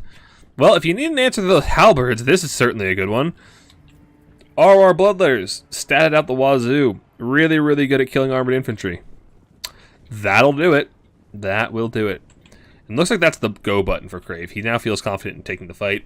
Those guys are actually a little bit vulnerable to Spawn, as they aren't very heavily armored, and Spawn hit very, very hard, but with Mino support, they should be really, really good. Hey, human boy, how's it going? I was just talking about you. Talking about our 2v2 the next weekend. Talking about how fun it's going to be with casting with the two of us again. Alright, we got a good deal of lag again. Skirmish Cav throwing in, getting some nice damage on the Halberds. Yeah, Crave, yeah, this was the go button. The Bloodletter was the go button. But since now he is taking a bit of damage on the high ground, one of the cultists has been dedicated to the high ground, and if he gets his summon off, he will, actually with the Skirmish Cav, he will actually be able to kill this Marauder. So now that Crave is losing that side objective, he has to take a fight in the center. So that is the plan. He can see this Mino Blob coming to support his infantry, though. He's be a little careful of those Halberds, as they will do quite a number against the Minotaurs. And these Marauders are not going to stand up very long unsupported, so he's got to get in there with his mass support very, very quickly. This blob is extremely powerful and needs to be in the fight. This is where, like, this is over. This is like 5,000 funds of value in these three units. You got to get him in there quick. Start tearing apart those Spawn, tear apart the Minos, whatever you can get.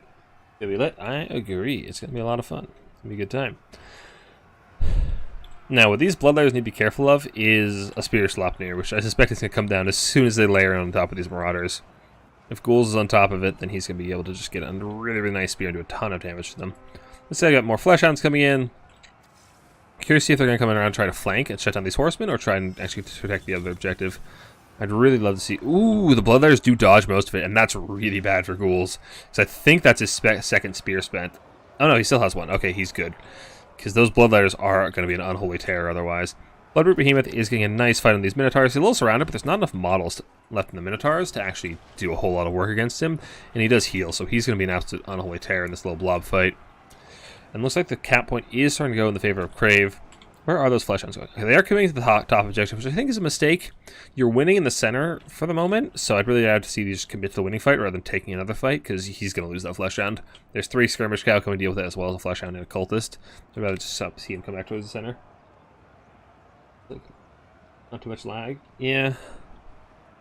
I don't know. Game's been a bit laggy lately. Not sure why. Bloodroot is taking a bit of a beating, but honestly, he heals a lot.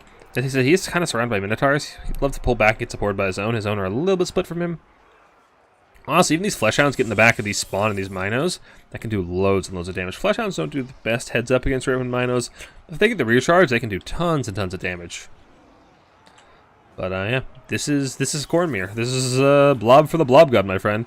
Result of Bloodletters just tearing apart halberds, doing a fat 210 damage. The Valkyria duel overhead, very thematic for Khorne.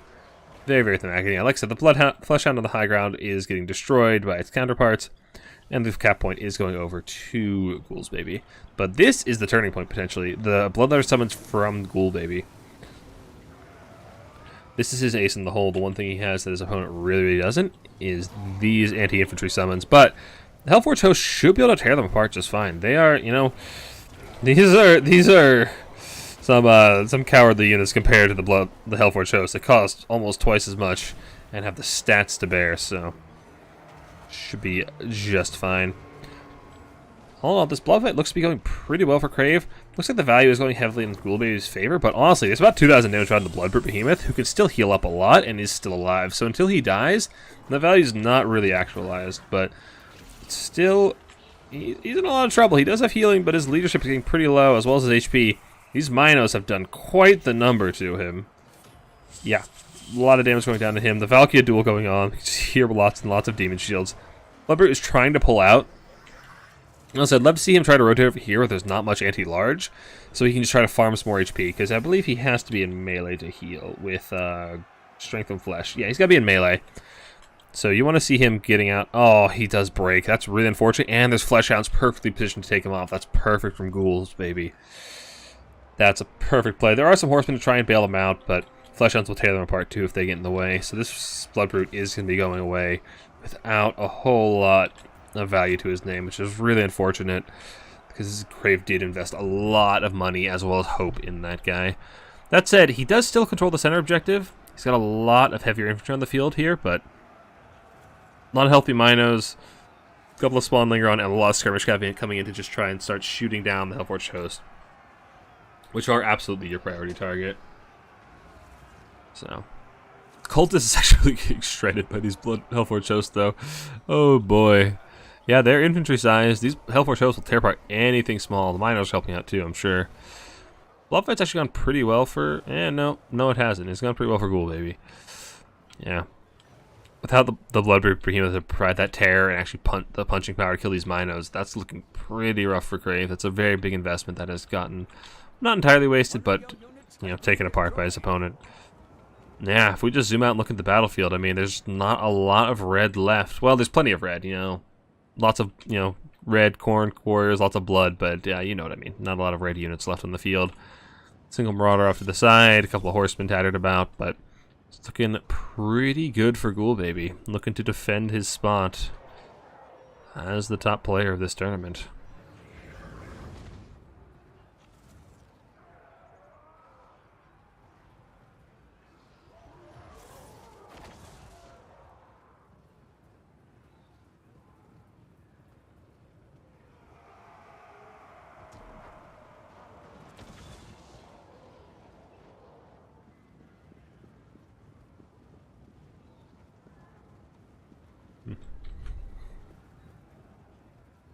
Yeah, I'm thinking for the next games, Maybe we'll stop and play. I'll play a couple games myself in the meantime, and we'll let them play, and then we can just cast off of replays.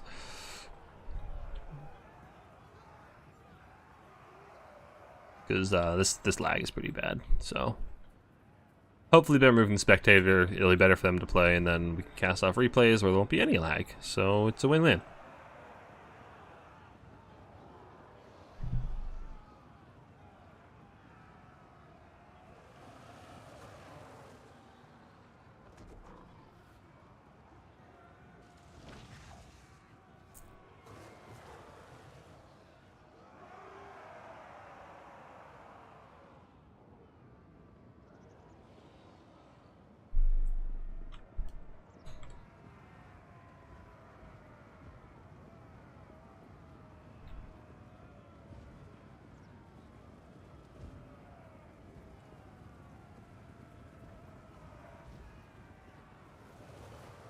Yeah, this is kind of laggy, but Bloodbird Behemoth is back.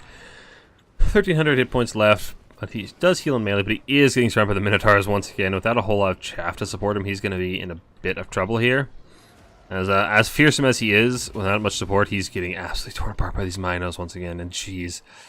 Mino Grey Opens are an absolute terror, dude. They're just so good. They don't even have their abilities charged up. They only have 24 kills. They've already killed the 24. If they already killed the Bloodbird Behemoth, make it 25 kills. The Hellforged Host is on its last legs, but it has gotten its Hellblade charged up, looks like. It is doing an absolute work against these Chaos Warriors, but can't do a whole lot against the Minos and the Fleshhounds that are just swarming all over it. Furious coming in just trying to influence the Valkyrie duel, which is kind of funny, but not a whole lot of other targets for them aside from each other. Over on the side points, we do have a single Marauder trying to come contest this objective, trying to sneak it back from Ghoul, but looks like he is very wise to it, and honestly, he doesn't even need... no, he does need to keep it, so he's got the center and only this one, so he needs to bring something over here to reinforce, but he can just rotate one of those Minos up here, and a single Marauder will not be able to hold against them for very long.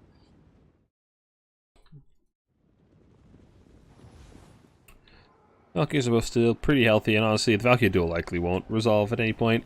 They're both so fast, they can just slip away, and you can't really force that engagement, so pretty reasonable to expect they will both just survive the entire time, unless one of them makes a pretty egregious error, which I don't see happening, as it's pretty easy to fix your micro when it's lagging this bad. Mara's on the side point are pretty content to just chill for the time being, but honestly, you know, with this cultist coming over, does he still have his summon? I only saw one good. Yeah, he still got his summon, which is really brutal too. If he just comes over here, Minotaurs jump on them, they pop the summon, these guys are gone, and Ghoul could get a pretty swift 3-cap. This guy did use his summon, right? Yeah. Oh. Who's winning? So this is the first game of our finals, and it looks like Ghoul is in the lead. He's up about 2,000 value at the moment. And he looks like he has a pretty dominant position on the field. As they did have a whole lot of infantry left, but the Minotaurs and the Fleshhounds are an absolute nuisance to take out. Some Halberds coming in, do a good job holding a side objective, but when the Bloodletter summon comes in, Ghoul needs to hold that Bloodletter summon for it, but he should be just fine. Fleshhounds and Horsemen coming to the top objective. And yeah, Ghoul should be able to take a 3-cap here pretty soon. And the Marauder Horsemen, you know, they may be skirmish cap. They do. I've said it before. I've said it already today, but like these guys do really well in the infantry for a skirmish cap unit.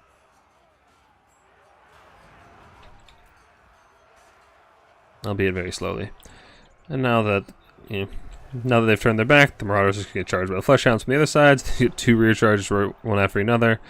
Colt is there to lend his aid, and the Valkyria chase continues. There's been a Valkyria chase across the entire map this entire time. Just Benny Hill theme the entire time.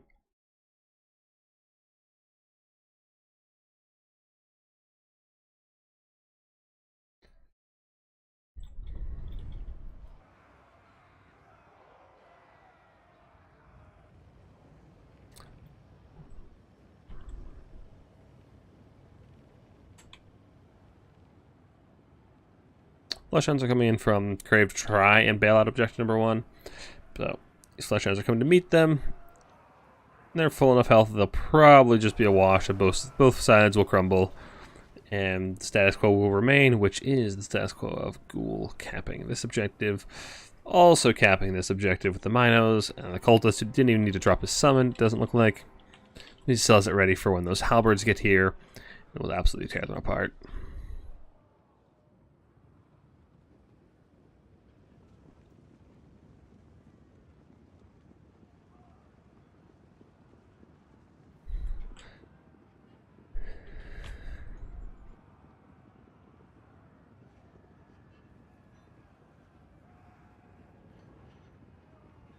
Alright. I'm going to drop from this one. I'm pretty confident that Ghoul is going to win this. And we'll go kill some time while they get ahead, and we'll cast from replays.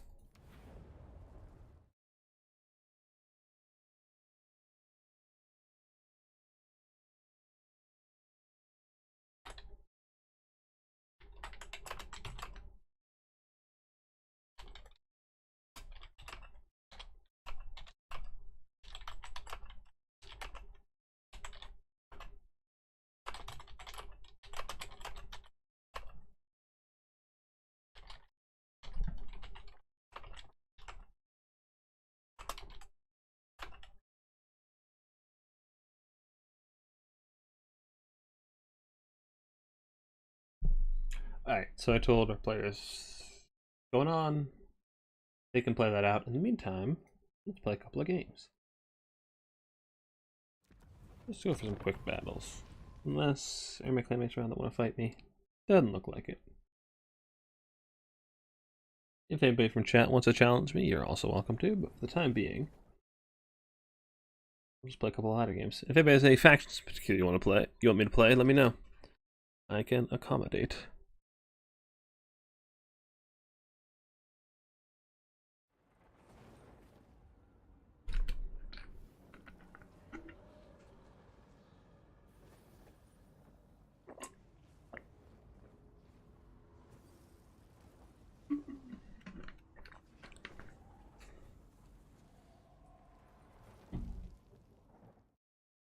Go ahead and get rid of that for the time being.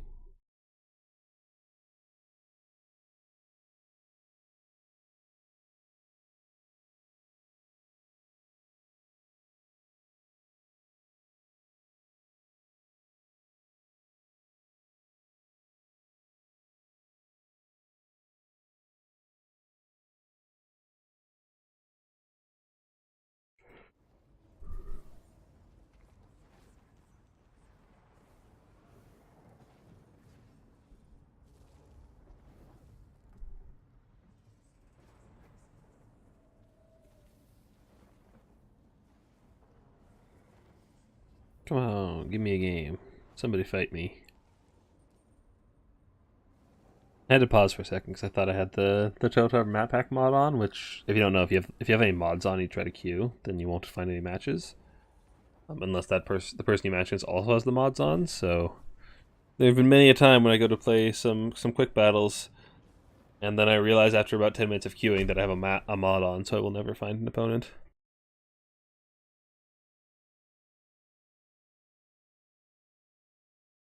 No, it didn't drop me. I left because the lag was too bad. I told Ghoul that you guys go ahead and play the rest of the series and send me the replays. Because having 3 of us in the lobby the lag was too much. So go ahead and play. I'll cast the replays. I'll play some games in the meantime.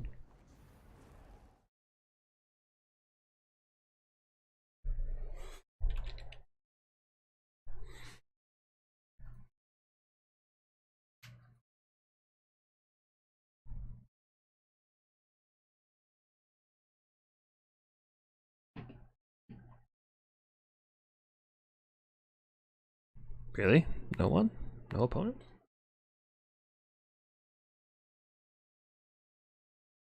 Did you get a lot better? Okay, that's good.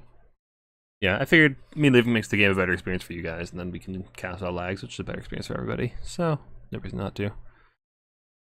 In the meantime, somebody needs to fight me. Aha! Perfect. See, chat, if you complain about it enough, it'll fix itself. Alright, what do we want to play? Arnheim. So let's do some dwarves. I haven't played dwarves in a while.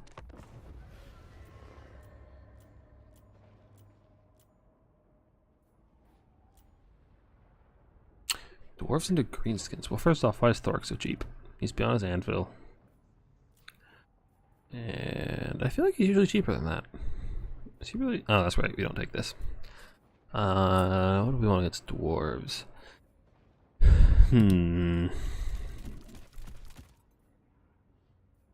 We'll just infantry line, pretty hefty one, and then we'll probably summon in some gyros to back it up. Or we won't play at all because our opponent doesn't like that matchup, which is fair. It's a pretty bad matchup for greenskins typically. Greenskins have a really hard time chewing through all the dwarven armor and melee defense. And then they have nothing really that can go contest gyros. It's pretty problematic. I kind of want an open map because I kind of want to play Bretonnia. So if we get an open map, I'm definitely going to play some Bretonnia. There's an open map. Bretonnia it is. But we need the correct banner. There's the correct banner. All these other banners kind of suck. The basic one's okay, but it's basic, so you really want to be using it. So Orgio is kind of lame. Bland. Bland. Same as the basic one. The design, the white, the red, it's a nice shade of red, but the white just, the design is kind of lame. This one's okay. The yellow's a little gross, but the design is nice. That one's fine, actually. Alberic's is fine. The Trident isn't bad. Carcassonne is lame. Lioness is also pretty bland. Actually, isn't that the exact same as the other one? It's just different color scheme? Because that, if so, that's super lame. Okay, no, it's different. Anyway, Parabon. The black and gold is really nice. With the Pegasus. So, we want Fae. We want to lock in our faction. We want Dwellers. Probably.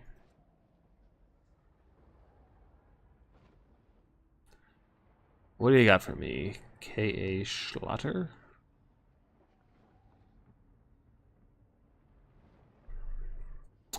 Zinch.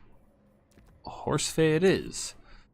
So the reason I don't usually bring Horse Fae is because you don't need her on horse, but being on the unicorn gives her a lot of spell resist, so against Zinch it's pretty useful. We'll get our Paladin squad. Usually want a couple of Paladins. They're really, really good at keeping her safe. Henry's basically normal Paladin, but he has AP for roughly the same price, so he's nice. Then we just want some peasants, just to be chaff in the way. We want a couple of Grail Relics so they don't run the first sign of trouble. And we need our Foot Squire Corps to actually deal with Chaos Warriors. What else we can? I want a single Poison Bow, probably. Poison Bows are a really nice supportive unit because they apply poison, naturally. The second Poison Bow, and we'll summon in our first Peasant mob. And then Screamers are an issue. Screamers are quite an issue. Do we want to go for some more fun units? No, we don't. Just go for the basics. The basics are very, very good. So the kind of nice thing here, actually, is that Zinch really struggles to contest my Cav. So I should be able to get pretty greedy about like side charging and rear charging my opponent. We do want probably a couple of pole arms is fine. Actually, maybe do we want Holy Wardens? No, we don't. We don't want the Holy Wardens. We do want maybe another Fire Archer. And a couple of basic spears is fine.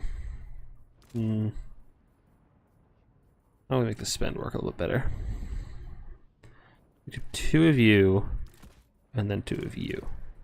Beautiful. Beautiful spend. Perfect.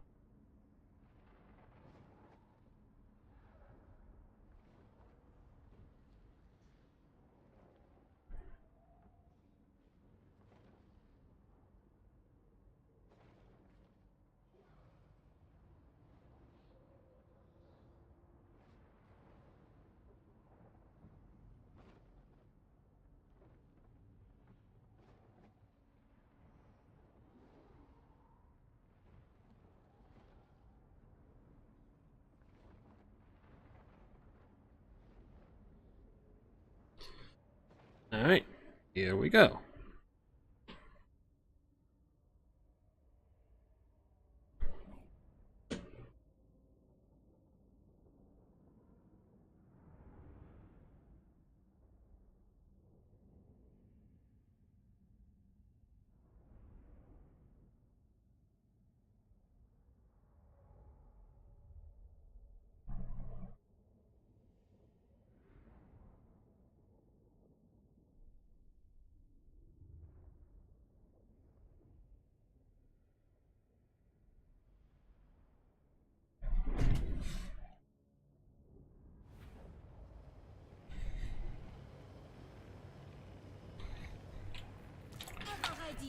Alright, so we got Fae, we got our infantry, we got our archers.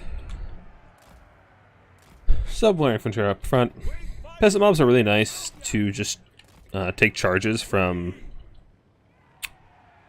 the enemy infantry line, as well as just kind of wear down their vigor.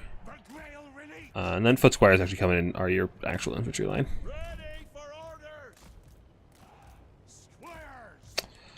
Then we got Fae and her two boyfriends.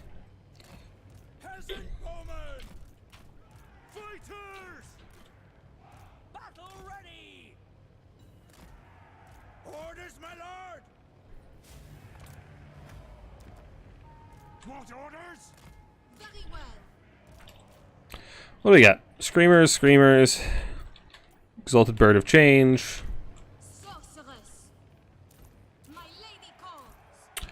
What do you have? You have blue, you have pink, you have gateway. Cool. Might need to do some dodging. Blue horrors, spears, pinks, severed claw. Severed claw are gonna be a nuisance, but we don't really need to kill them. Please come up and cast on Fae. Fae will not give a singular rodent's behind. Don't want to bother shooting the bird, because the bird won't die. We should split up our character squads. They're not taking collateral. Although, honestly, let's just pop a heal. Stay, and heal. The Screamers want to land on our infantry. That's perfectly fine by me.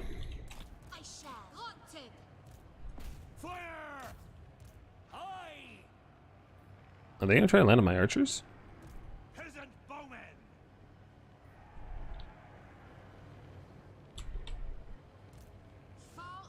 Okay, well, be my guest. Some Knights of the Realm to come and charge. Get our Paladins in there. Pop favor the Fae on those Knights of the Realm. You guys can also move forward a little bit over that way. And also if we lose the bow here, trade for two Screamers, that's pretty good value for us. We need to back up actually a little bit because we're not ready to take on all the shooting over there just yet. We want to deal with our backline first, and then we can get our peasant bows to actually help us a lot with that shooting, as well as getting our knights available. So we just kind of want to, take two different fights at two different times. We don't want to engage our second front before we have to. So we just back off, we kill off the Screamer. Now the Screamer's dead, our knights are freed up, our archers are freed up, and now we have a much more consolidated frontward facing force, and we can go take the fight. Get our knights on the side. Give me some of these guys. They're really good at disrupting horrors, because horrors don't really do that well against armored cav. Disrespect cast, and we don't need a disrespect cast. If you guys forward, have you guys start shooting into those pinks, ideally. And our front line can just engage. They can back them up. You got a grinder. I'm not sure what grinder does against Bretonnia cav. I mean to test that. Not particularly well. Fine by me. It's what we'd like to see. So Fae can walk up and start backing up our front line. Drop a Dwellers on their front line. You always want to drop Dwellers on the front line, or any spell like that on the front line, that rather than missiles, because then you can always just walk your infantry past their now dead front line and kill their missiles anyway.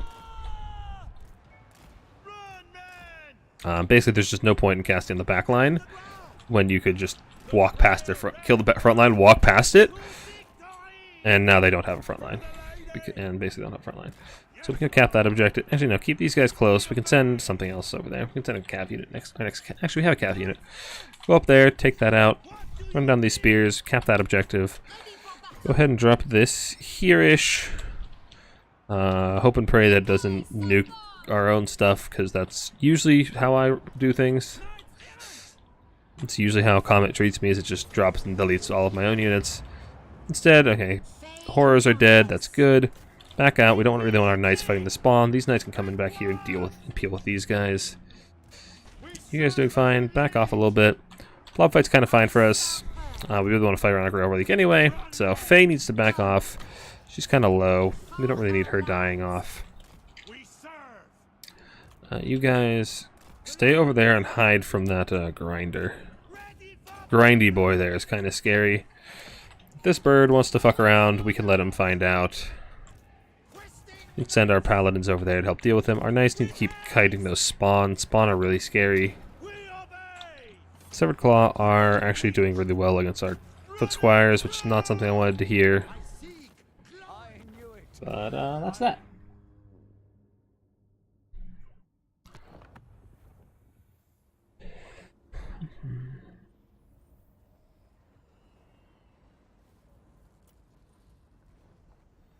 Bretonnia's fun. I like Bretonnia. Alright, should we get our win counter up here while we're waiting? Should update that. So we are 1-0.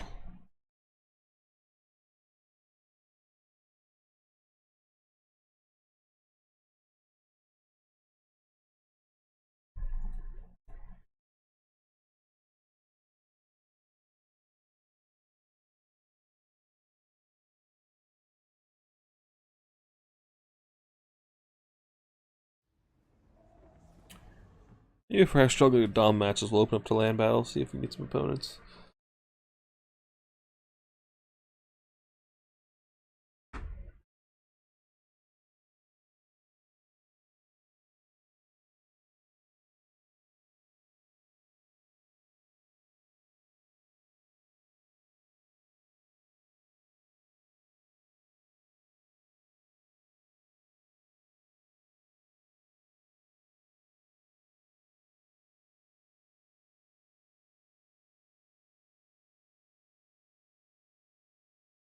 Alright, Grove of Slaughter.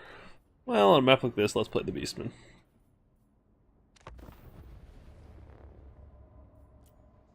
Which Beastman? Well, I kind of like that. Not a bad one. I don't know, not a lot of good Beastman banners, to be honest. Yeah, let's try this one. I haven't used that one before. Alright. Beastman builds are kind of contingent on what my opponent brings, so I'll have to wait and see what faction they're playing.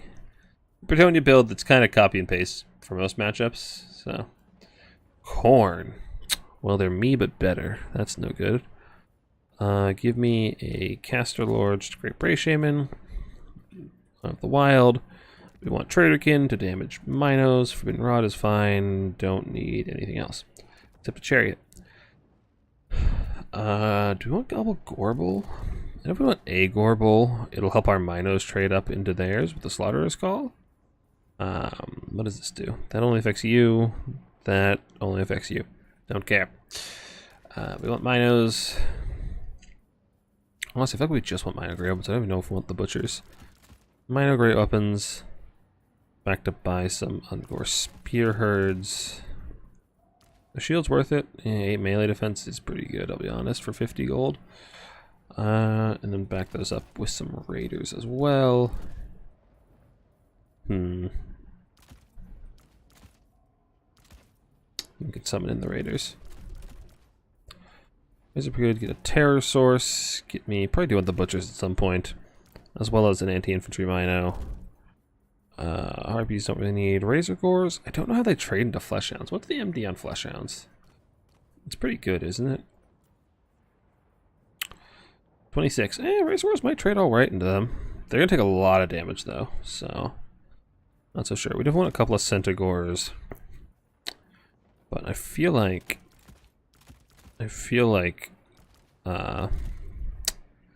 Flesh Hounds are going to ruin us.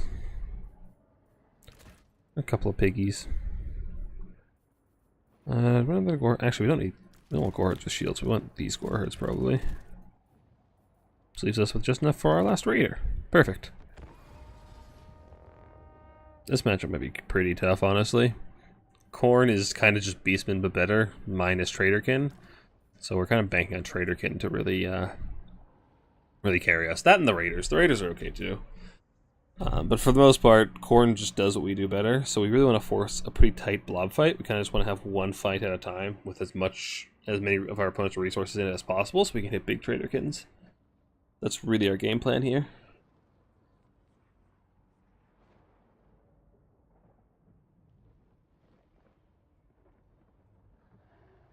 That's the one thing Khorne does really, really well, is they just can,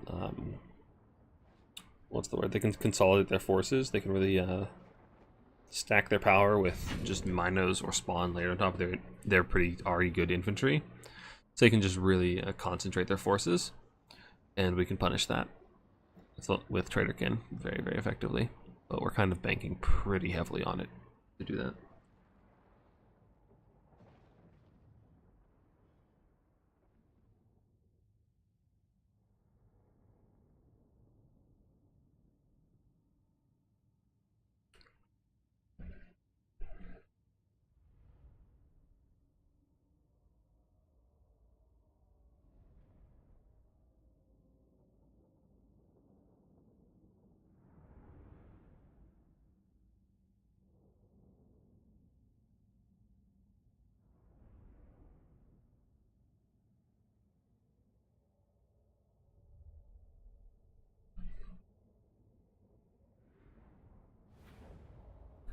Oh, we dropped. It's a shame.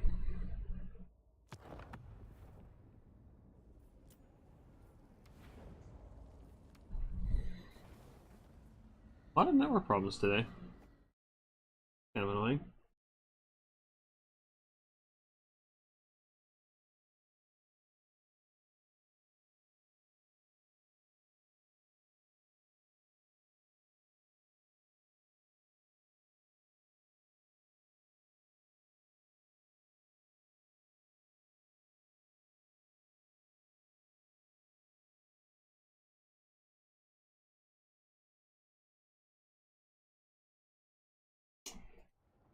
Alright, Galleon's Cove. What do we want to play on Galleon's Cove? I don't want to play on Galleon's Cove. Let's play Ogres.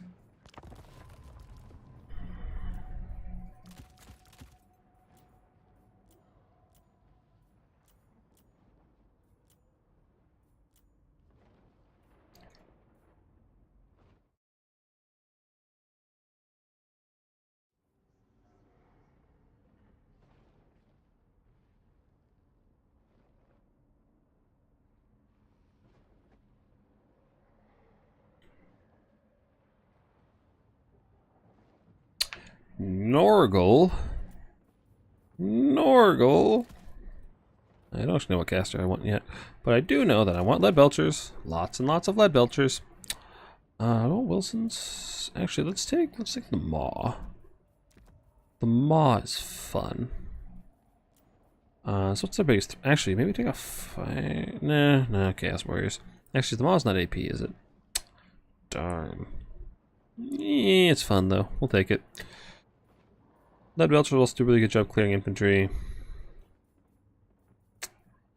What else do we want? We're gonna want some trappers. We can probably reserve our trappers. Get us our Noblaros. Do we want the Sky Striders? Yeah, we'll bring the Sky Striders in case of any shenanigans. Which, in that case, yeah, we'll take a different spell kit. Drop the Maw, grab Troll Guts, grab Bone Crusher. What else do we want here? Iron Blasters are fun. I like Iron Blasters.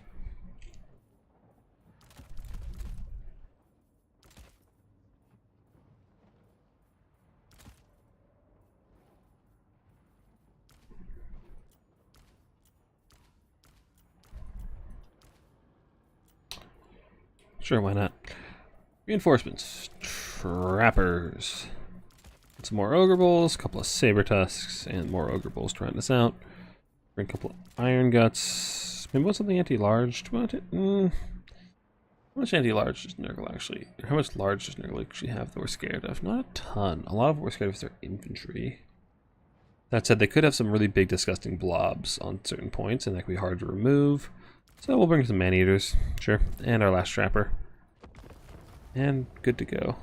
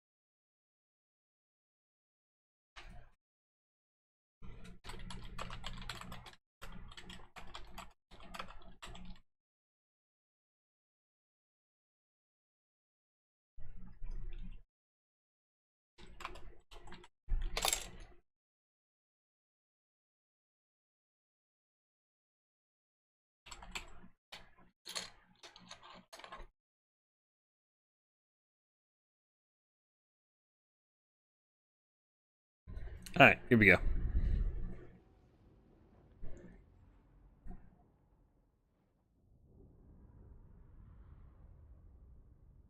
Yeah, that doesn't look good just floating there. Let's move this down. There we go. Out of the way.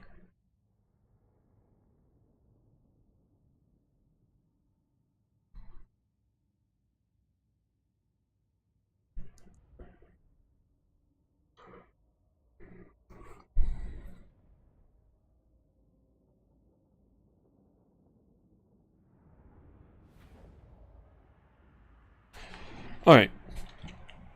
So basically, our strategy on this map with the Ogres is we're going to set up a lead belcher position right about here.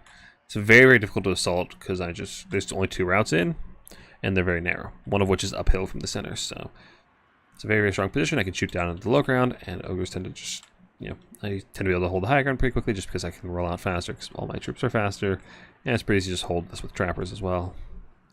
Whereas the lower ground, there's a lot more cover for my opponent, a lot more flank routes, so they can get on my missile position. So we really just want to sit over here. And that's what we're going to do. And with Ogre Bulls in this pass right here, this little ramp, it's very hard for them to get anything past it. So they'll have to send in Furies, they'll go over, which just get shredded by Saber Tusks.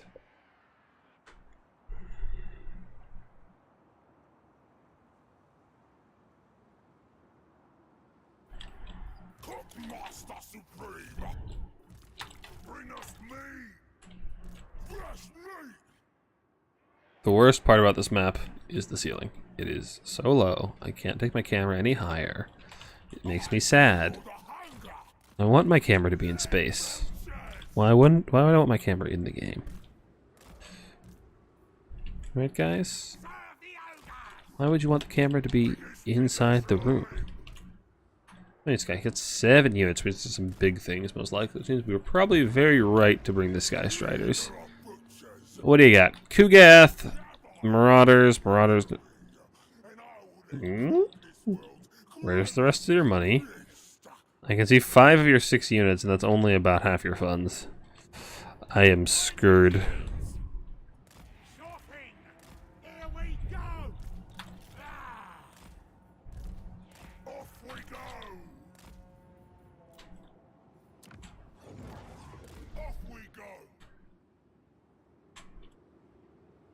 Kugath is actually a bit of our threat to our lead belchers, funnily enough. He's really accurate and usually takes out a model each shot, so we kind of want to play cover as much as we can. Just play out of his line of sight. And since our range is pretty decent, we should be just fine. You have like Chosen or something in the trees? What is so expensive? I'm half tempted to just summon a Saber Tusk to go find out.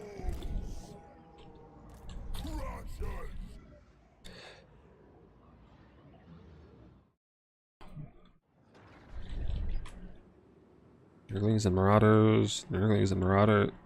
Really? You used to have... Oh, it's a full kit Kugath. It's super expensive. I understand now. I see what's going on here.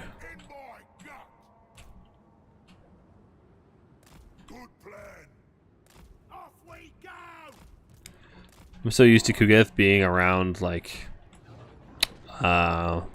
what's he normally cost? Like 3k? That I forgot if you take all his spells and all his abilities, he costs like 4.3 or something like that. Where's me master? Master of Ow. Not me poor Nubluros. Why would you do that to my Nurglers? So he's not contesting the high ground. We didn't put that much up there.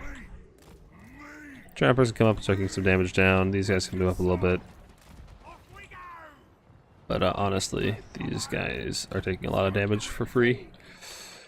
Just tearing apart those Marauders. Marauders are the best target. Nurglings have a lot fewer models, and since Nurglers rely on their Pierce to do most of their damage, shooting Noblars or shooting Nurglings isn't that valuable for them. But that's where Trappers come in.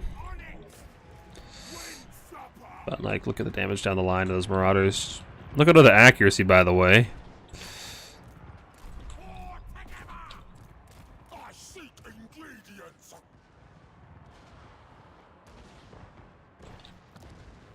Serve the Ogres.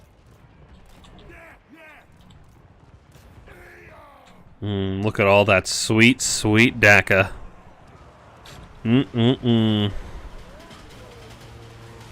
Sweet, sweet DACA.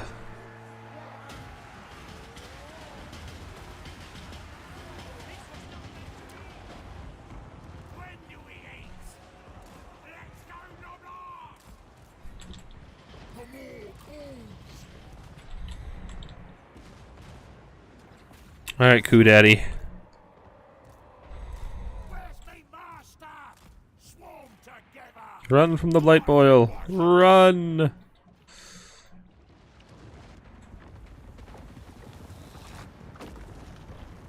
Guts out, boys. Guts out for Harambe? Is that what I heard? I'm sorry, I know, dead meme. But I'm old. Yeah, Ogres are really, really hard to deal with on that map for most factions. And, you know, Nurgle's not in the greatest spot as is. That is quite the Chad build, I'll be honest. Alright, nobody sent me a replay yet, so I assume they're still playing. Which makes me believe it might still be kinda laggy. Oh, back to it.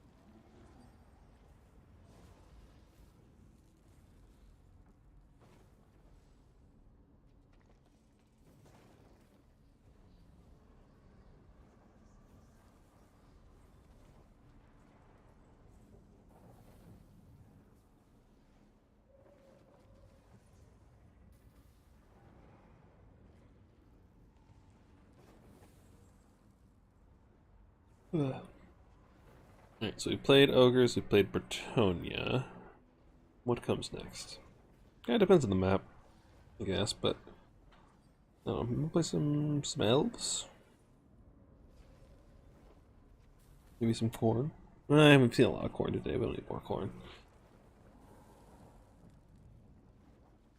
Where's some Skaven? I've been playing a Skaven. I've been playing a quick campaign lately, and I'm having a lot of fun with Skaven, so maybe we'll play some Skaven.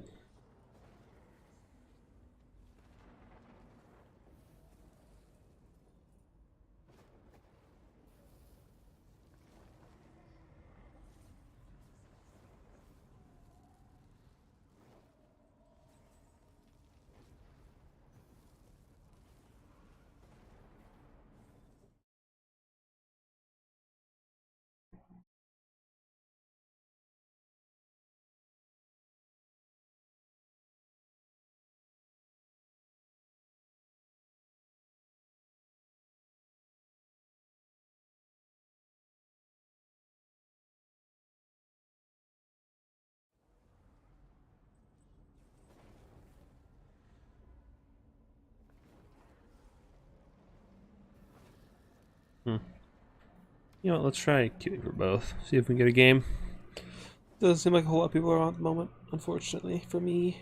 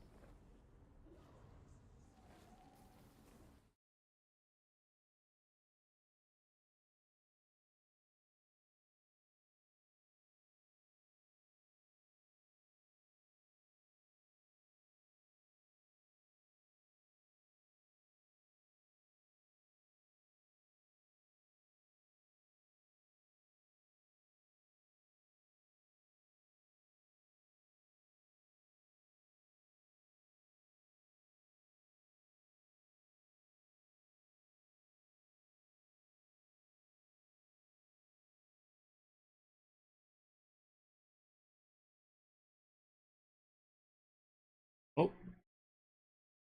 Hey, we got a replay. Back to the tournament.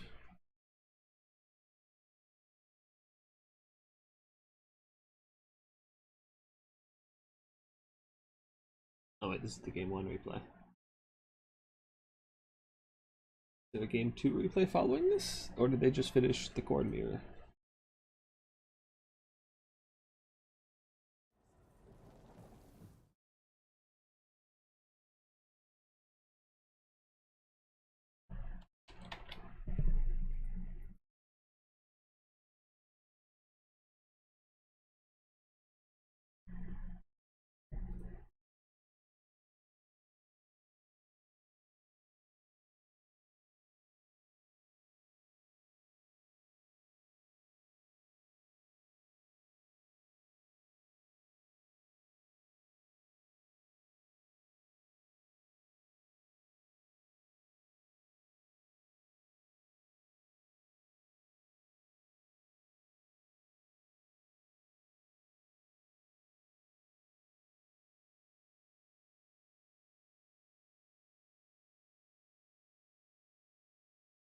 Alright, so we've got Khorne replay that we can watch the rest of.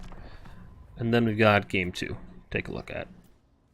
And then I suspect they're going to go play game 3. So, let's take a look and see who actually won that Khorne mirror. I suspect Ghoul did win. He was in a pretty commanding position, but let's take a look and make sure. We can fast forward through most of the part that we have already seen.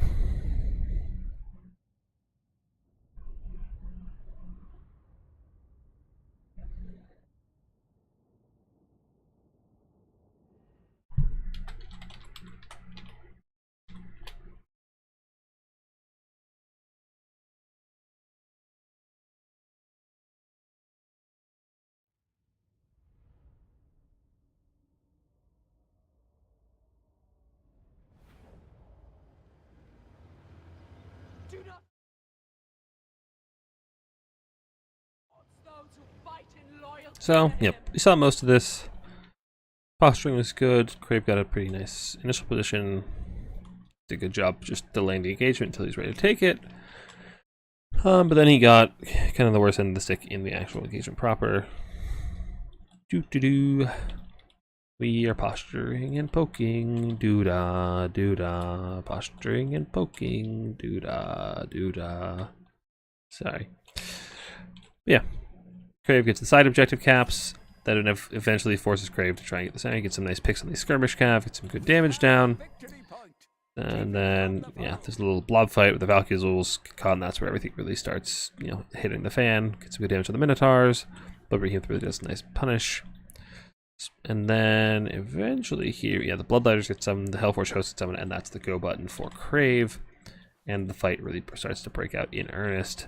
But his blob is a little bit late, so his infantry takes a lot of damage, he doesn't have as much screening, and the Bloodbeard Behemoth goes a little bit far forward and gets surrounded by a fresh unit of Minos, which kind of tear it apart and just do tons and tons of damage to it. I didn't even notice, was there actually a Horde of Khorne? I didn't see any real Horde of Khorne or any army abilities for either side. But yeah, those Minos are just tearing a new one. Actually, are the Spawn doing a lot of the work too? Yeah, they're doing a bit. Oh, the Halberds might. Yeah, it's a group effort. Bloodbeard Behemoth gets just destroyed. Side objective gets taken as well. Cultist comes back down. And at this point, Ghoul has a massive value lead, mostly off of the Bloodbeard Behemoth. The fight was going pretty even aside from the Behemoth, but losing him was a big loss. Nice little spear comes in. Yeah, now Crave just doesn't have a whole lot of presence left in the field. He's got a couple of units of infantry on the sides, but there's some Marauders, some Tattered Hellforged Hosts. Furies come in.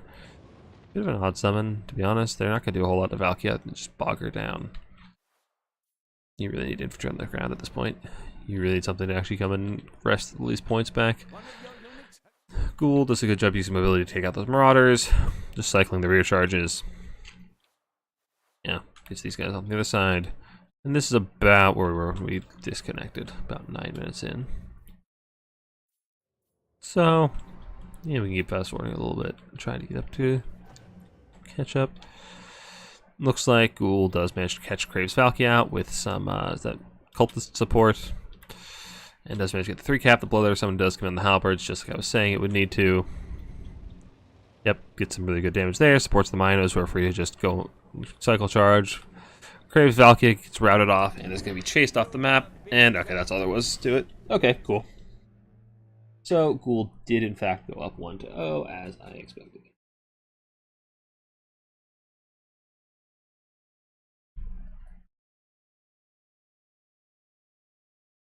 So Crave is on the back foot. If he loses this next game, he is out of it. So what does he pick to bring him back into it? Walk versus High Elves.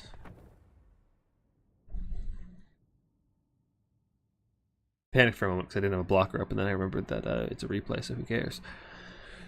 Okay, Walk High Elves. So as I discussed with the... Actually, right there for this matchup? Or was that... No, it was Khorne High Elves. Khorne High Elves. So White Lions are really good at killing Chaos Warriors, and Lothar and Seaguard are good at poking down the Slaanesh Cav, as well as being rather resilient to them because they are Spear Cav. And Imric can actually give Be'lakor a run for his money.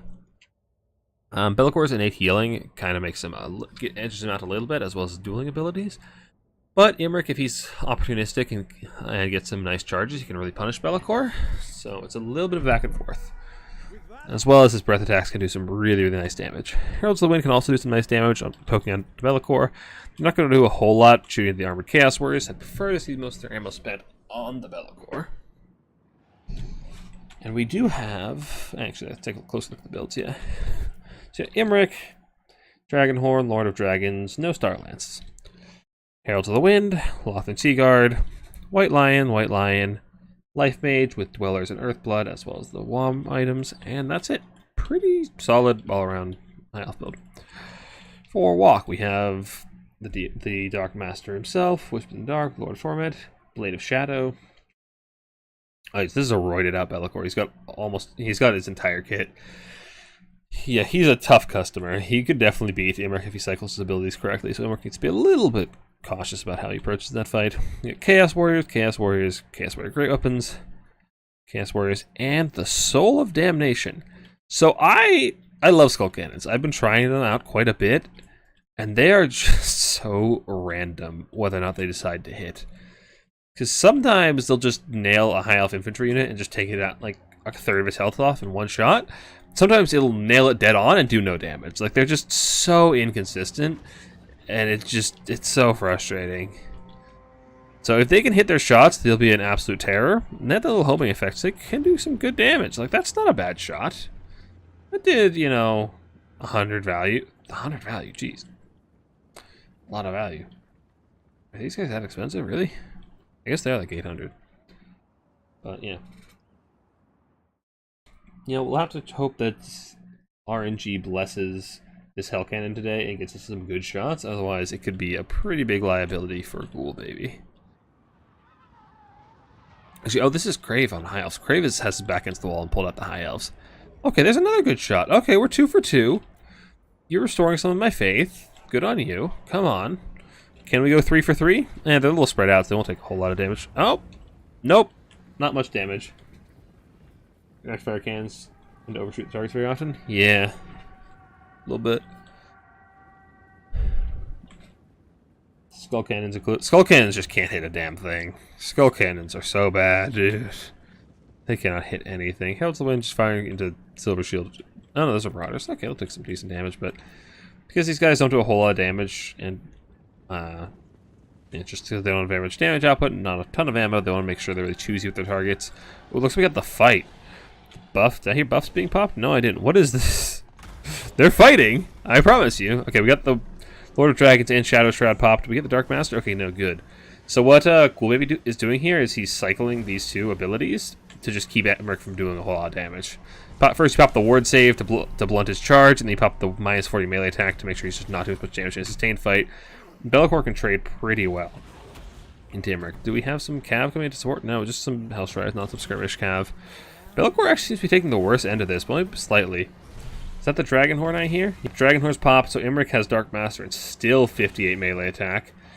This is actually pretty even, despite the janky-ass animations. Now the Heralds of the Wind are coming in to help Be'lakor by friendly firing into Emmerich's back, because he is kind of blocking their line of fire. It's a bit of a questionable angle. Now there's some Skirmish Cav for the wall coming in, and now Emmerich says it's time to go. But that is a pretty chunky trade onto Be'lakor, as well as Emmerich. But Emmerich does have that will healing, whereas Be'lakor does have to go and farm it up, but he's more than happy to just land these White Lions and tear up them. Marauders are taken out. And as I said, White Lions will do very, very well into the Chaos Warriors. Although they didn't get the charge on that one, so they might do a little bit worse, and half the units running off, but it'll be fine. Back to the Hell Cannon, what really matters here. Good damage. Pit of Shades going down on these guys as well. If Be'lakor actually gets the Pit of Shades on those guys, it'll kill off most of them, which will farm up his ability. As these models die off, Be'lakor's weapon strength and melee attack is going to skyrocket. If he can kill off models, which they're surviving. Come on, die! Die, you stinking elves! Okay, he got some kills. He got some extra weapon strength, some extra melee attack. Yeah, he's got, what, 9% melee weapon strength? That's not that bad. Be'lakor needs to be a little bit careful. He's trying to get the Life Mage. With Emmerich right here to land on him, back to full health and surrounded, Be'lakor could be in a lot of trouble here. Walk is up quite a bit of value so far. Just winning the frontline engagement, looks like. But the Lothan Seeker are still alive, still shooting, and Be'lakor is not looking so well. But sorry, a little late. Back on the tournament games. Maybe after we'll play a couple more. Alright, Be'lakor is half health, and that is a pretty big value swing back for Grave, as well as a nice Dweller coming in, wiping out those Chaos Warriors. Nice shots on the Chaos Warrior Grave opponents. We do get some Hellstriders catching out those Heralds of the Wind.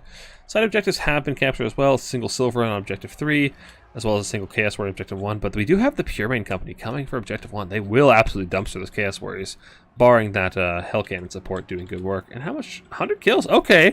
Okay, the Hell Cannon's doing some work today. You decide to show up when it's not me using you, huh? Huh, you bastard.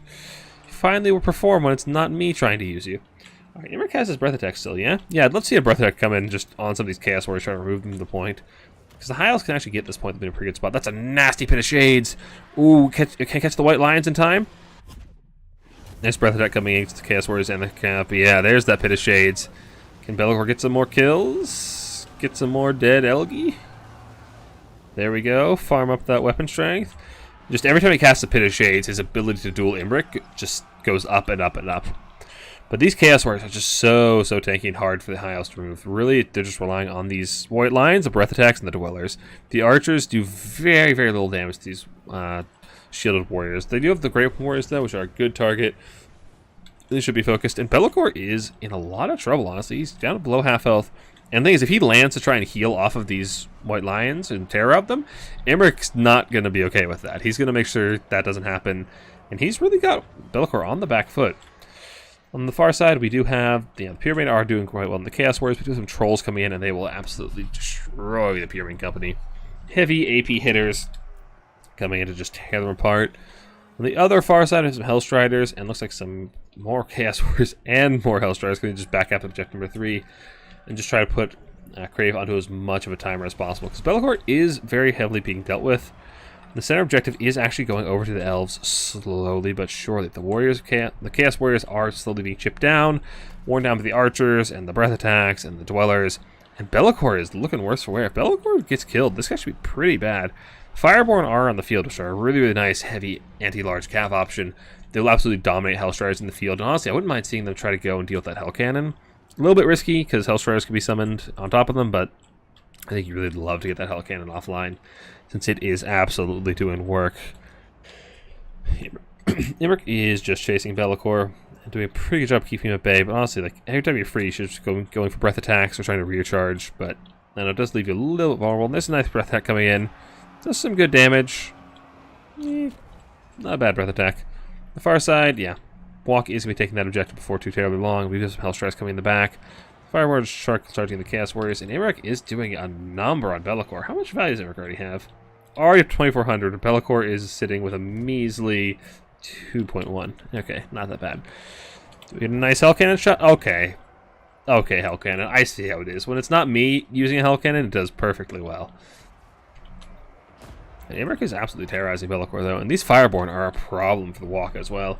They're up in value. They're tearing apart the High Elf infantry, but the High Elf elite is actually doing reasonably well. Fireborn do also manage to dodge a Pit of Shade, so a massive amount of wasted womp for Be'lakor, and a lost opportunity to get some healing for himself. The leadership debuffs.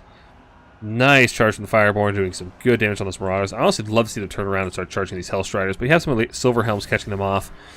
And as I said before, Hellstriders are really, really squishy. If they don't get good engagements, they're actually in a lot of trouble. Be'lakor does manage to tear route the Life Mage, but Imric coming to the rescue. He should be able to salvage that Mage once the Terror Route wears off. Offense Seaguard doing a lot of damage to the Hellstriders. Again, really, really squishy. Ogres is doing a really good job keeping Be'lakor checked, but Walk has been controlling most of these objectives. He's got a 3 cap and has been holding it for quite some time. So the Hiles really need to get back on some of these objectives and get back in the game. Nice engage from the Hellstriders onto the Fireborn. The Fireborn getting surrounded, despite being a very elite, very armored cav unit. Surrounded by Hellstriders, they're going to be in a lot of trouble. They are getting bailed out by some Silver Helms, though. Nice counter charge, as well as an Earthblood coming to heal them up. It's going to do some really good work, but they need units on the point. Looks like the Hiles just kind of spread themselves out, trying to contest all 3 points. Now they don't have enough infantry to hold any of them.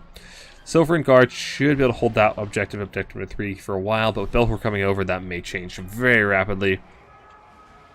The Silver Helms got a rear charge, and the Dragon Horn on these Hellstriders, and Hellstriders still killed them. Silver Helms are so bad, dude. Oh my god, Silver Helms. I want to like them, but they're just so garbage. Whereas the Chad Fireborn over here are still grinding against these bad boys.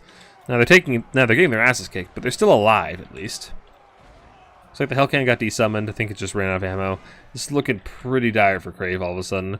His infantry is in tatters. He's taking back objective number 3, which will buy him a little bit of time. Just a bit of a stay of execution, but he still has to find a way to get over onto objective 1, as well as retake objective 3 from all of these Chaos Warriors. Well, I guess these Chaos Warriors are pretty tattered. They're not IDP, so Imric should be able to tear out these guys off pretty soon as once those White Lions come in to back him up. But with these Hellstriders and Trolls on the field, can they actually manage to get over to objective 1 while holding the other 2 objectives? The value lead is really heavily in Ghoul's Baby's favor, but it's even worse about that. Like, there's probably 2,000 value on Be'lakor of Crave's value has been farmed from damaging Be'lakor, and Be'lakor is still kicking and still healing up. So this is looking pretty rough for the forces of the Aesir. Trolls coming for a nice flank onto these White Lions. The White Lions do catch out the Hellstriders a little bit, but these Trolls are going to be hard to deal with. Trolls just tear apart most Elven infantry. Spears will be good against them. The White Lions, you really need those White Lions to kill these warriors, and that's going to hurt. Nice breath attack, and now followed with a rear charge to start terrorizing these Chaos Warriors and finally clear out that objective, but Ghoul Baby only has 300 points to go. 300 points and he wins our whole tournament. Can Crave actually push him off these objectives at the time? And Be'lakor, like I said, he's such a terror. When Imric's not all over his ass, he's able to just rout off both of these Silver and Guard by himself, basically, and just secure objective 3 for Walk once again. And this is looking very, very dire. So many Trolls in the center. The Spearmen, rather, are going to be a nuisance for them. They should be able to push them off, but honestly, Walk doesn't even need to control the center anymore. They've got one. Honestly, House after 3 caps, so is Walk. You couldn't just start sending Chaos Warriors to objective 3 and probably win the game that way. Just start Helm's Deeping. You don't even need to, but I don't think, but puts your opponent in a really, really rough spot where they suddenly have to get all of their forces to the far side of the map as quickly as possible. It's a really, really powerful play on this map. So yeah, just take these trolls, sit over here with these warriors, get some more warriors over here. High Elves at the center, and now make them march over here. It's gonna take them, better part of a minute to get over here. By then you'll have 1,400 points, and your opponent will be on a massive clock. Like, I don't even know if the High Elves can get there, let alone remove all these trolls and warriors from the point in time. Yeah. Got more Silver coming in, trying in. High Elves do still control objective number 3 for the moment. Imric doesn't have any more breath attacks, I don't think. Now it's just a shame because a nice breath attack here could secure this point for him and make it so he doesn't need these silver to come over. But as is, he should be able to tear out those Chaos Warriors. Come on, terror out. Oh, that wasn't a rear charge, was it? Was it a rear charge? Attacked in the rear? Attacked in flank. Okay, close enough. That's enough to tear out both of them. Okay, that point is saved for the High Elves, so when they're routing, they don't have capture weight. High Elves secured that one. But on the far side, they're like halfway to the point, and they're getting intercepted by Marauders, which is a perfect play from Ghouls, baby.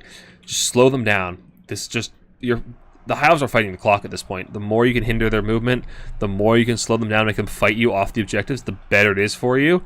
And honestly, if you can just get some rear charge with Be'lakor, with the Hellstriders, you can tear them apart on the approach. You have some Silver Helms coming over as well, but Silver Helms won't do jack to those Armored Chaos Trolls. On the far side, the House secured this objective, but I don't think it's going to be enough. Imric has to get to the far side of the map. He won't even get here by the time the fight needs to be decided by. Chaos Warriors, triple Chaos Warrior. And that means that the High Elves have to dedicate a lot of forces back to the center, or these Chaos Warriors just waltz right into 2 and take it back as well. The High Elves just spread so thin. Their infantry got decimated in the opening engagement, and that's just put them on the back foot as far as map control this entire time. That's really hurt them.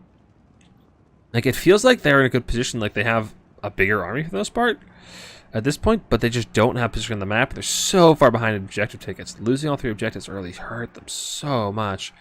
Now there's, what, 1, 2, 3, 4 Chaos Warriors coming to just slam into this objective, and the High Elves don't have a caster or a breath attack to remove them. They have to grind them out the old-fashioned way. That's going to be a tall order. Very tall order. Especially with just these non-AP anti-large spears. We got some Silver Helms, also not AP.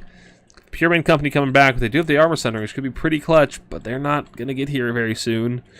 Imric's going to try and intercept the reinforcements, which I think is a good play, but the High Elves are racing the clock, and they are currently losing that race. That said, this is a pretty heads-up play from Goolsby. Again, just intercepting the reinforcements, just like his opponent just did to him. The problem is he doesn't actually have enough over here to cap the objective, so while he's intercepting the reinforcements and effectively, winning a cap weight trade, 1 infantry for 2, he doesn't have enough infantry on the point to actually cap, and now his opponent has the forces to back cap. Oh, this is a disaster. This is a very heads-up play from Goolsby, realizing that Crave's on a clock. He has to send everything over to Objective 1. He's leaving Objective 2 completely exposed. And how do you deal with that as the High Elves? You can't afford to send resources to the center. You've got to get everything over here in the next 30 seconds if you want to stay in this game. But if you do that, you're going to lose the center objective and lose the game anyway. So it's a lose-lose situation. And Imric is just trying to drive these High Elves over the line, over the finish line. But I don't think it's going to be enough. The Warhound's coming in as well, just trying to get that little bit of extra cap weight. I think that's going to be Ghouls Baby taking our Newbie tournament for this week. I don't see how High Elves remove all of these armored Chaos Warriors in time. Especially when they got the 2 cap, 20 seconds to go. I don't think the High Elves can remove these vile Chaos Warriors in time. Imric is trying desperately to slay the Dark Master, but with the Troll support, suddenly this fight is going a lot worse for him.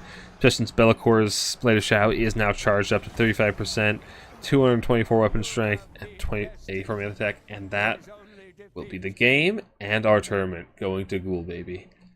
Very well played, and a very valiant attempt from Crave.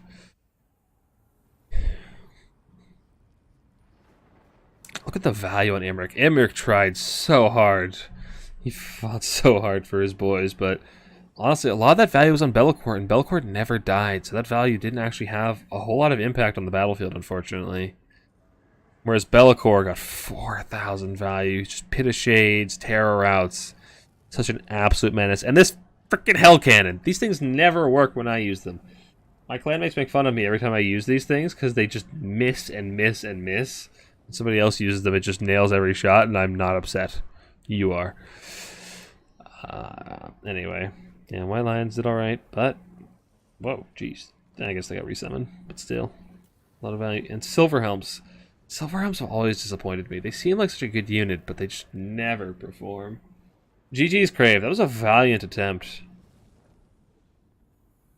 It's a very valiant attempt.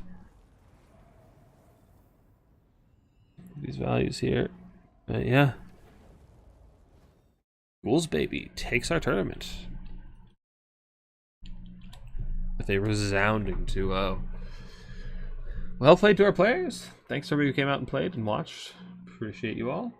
Probably won't have a Newbie tournament next week because we have that 2v2 tournament with Human Boy, so keep an eye out for that. We should be back the week after that with another beginners tournament. So if you're interested, again, links are in the description, both to my personal Discord and then the Discord we use for a bunch of tournaments, both beginner tournaments and more competitive tournaments. So if you're interested in tournament play, make sure to check out those Discord links. Thank you guys so much for watching. I will see you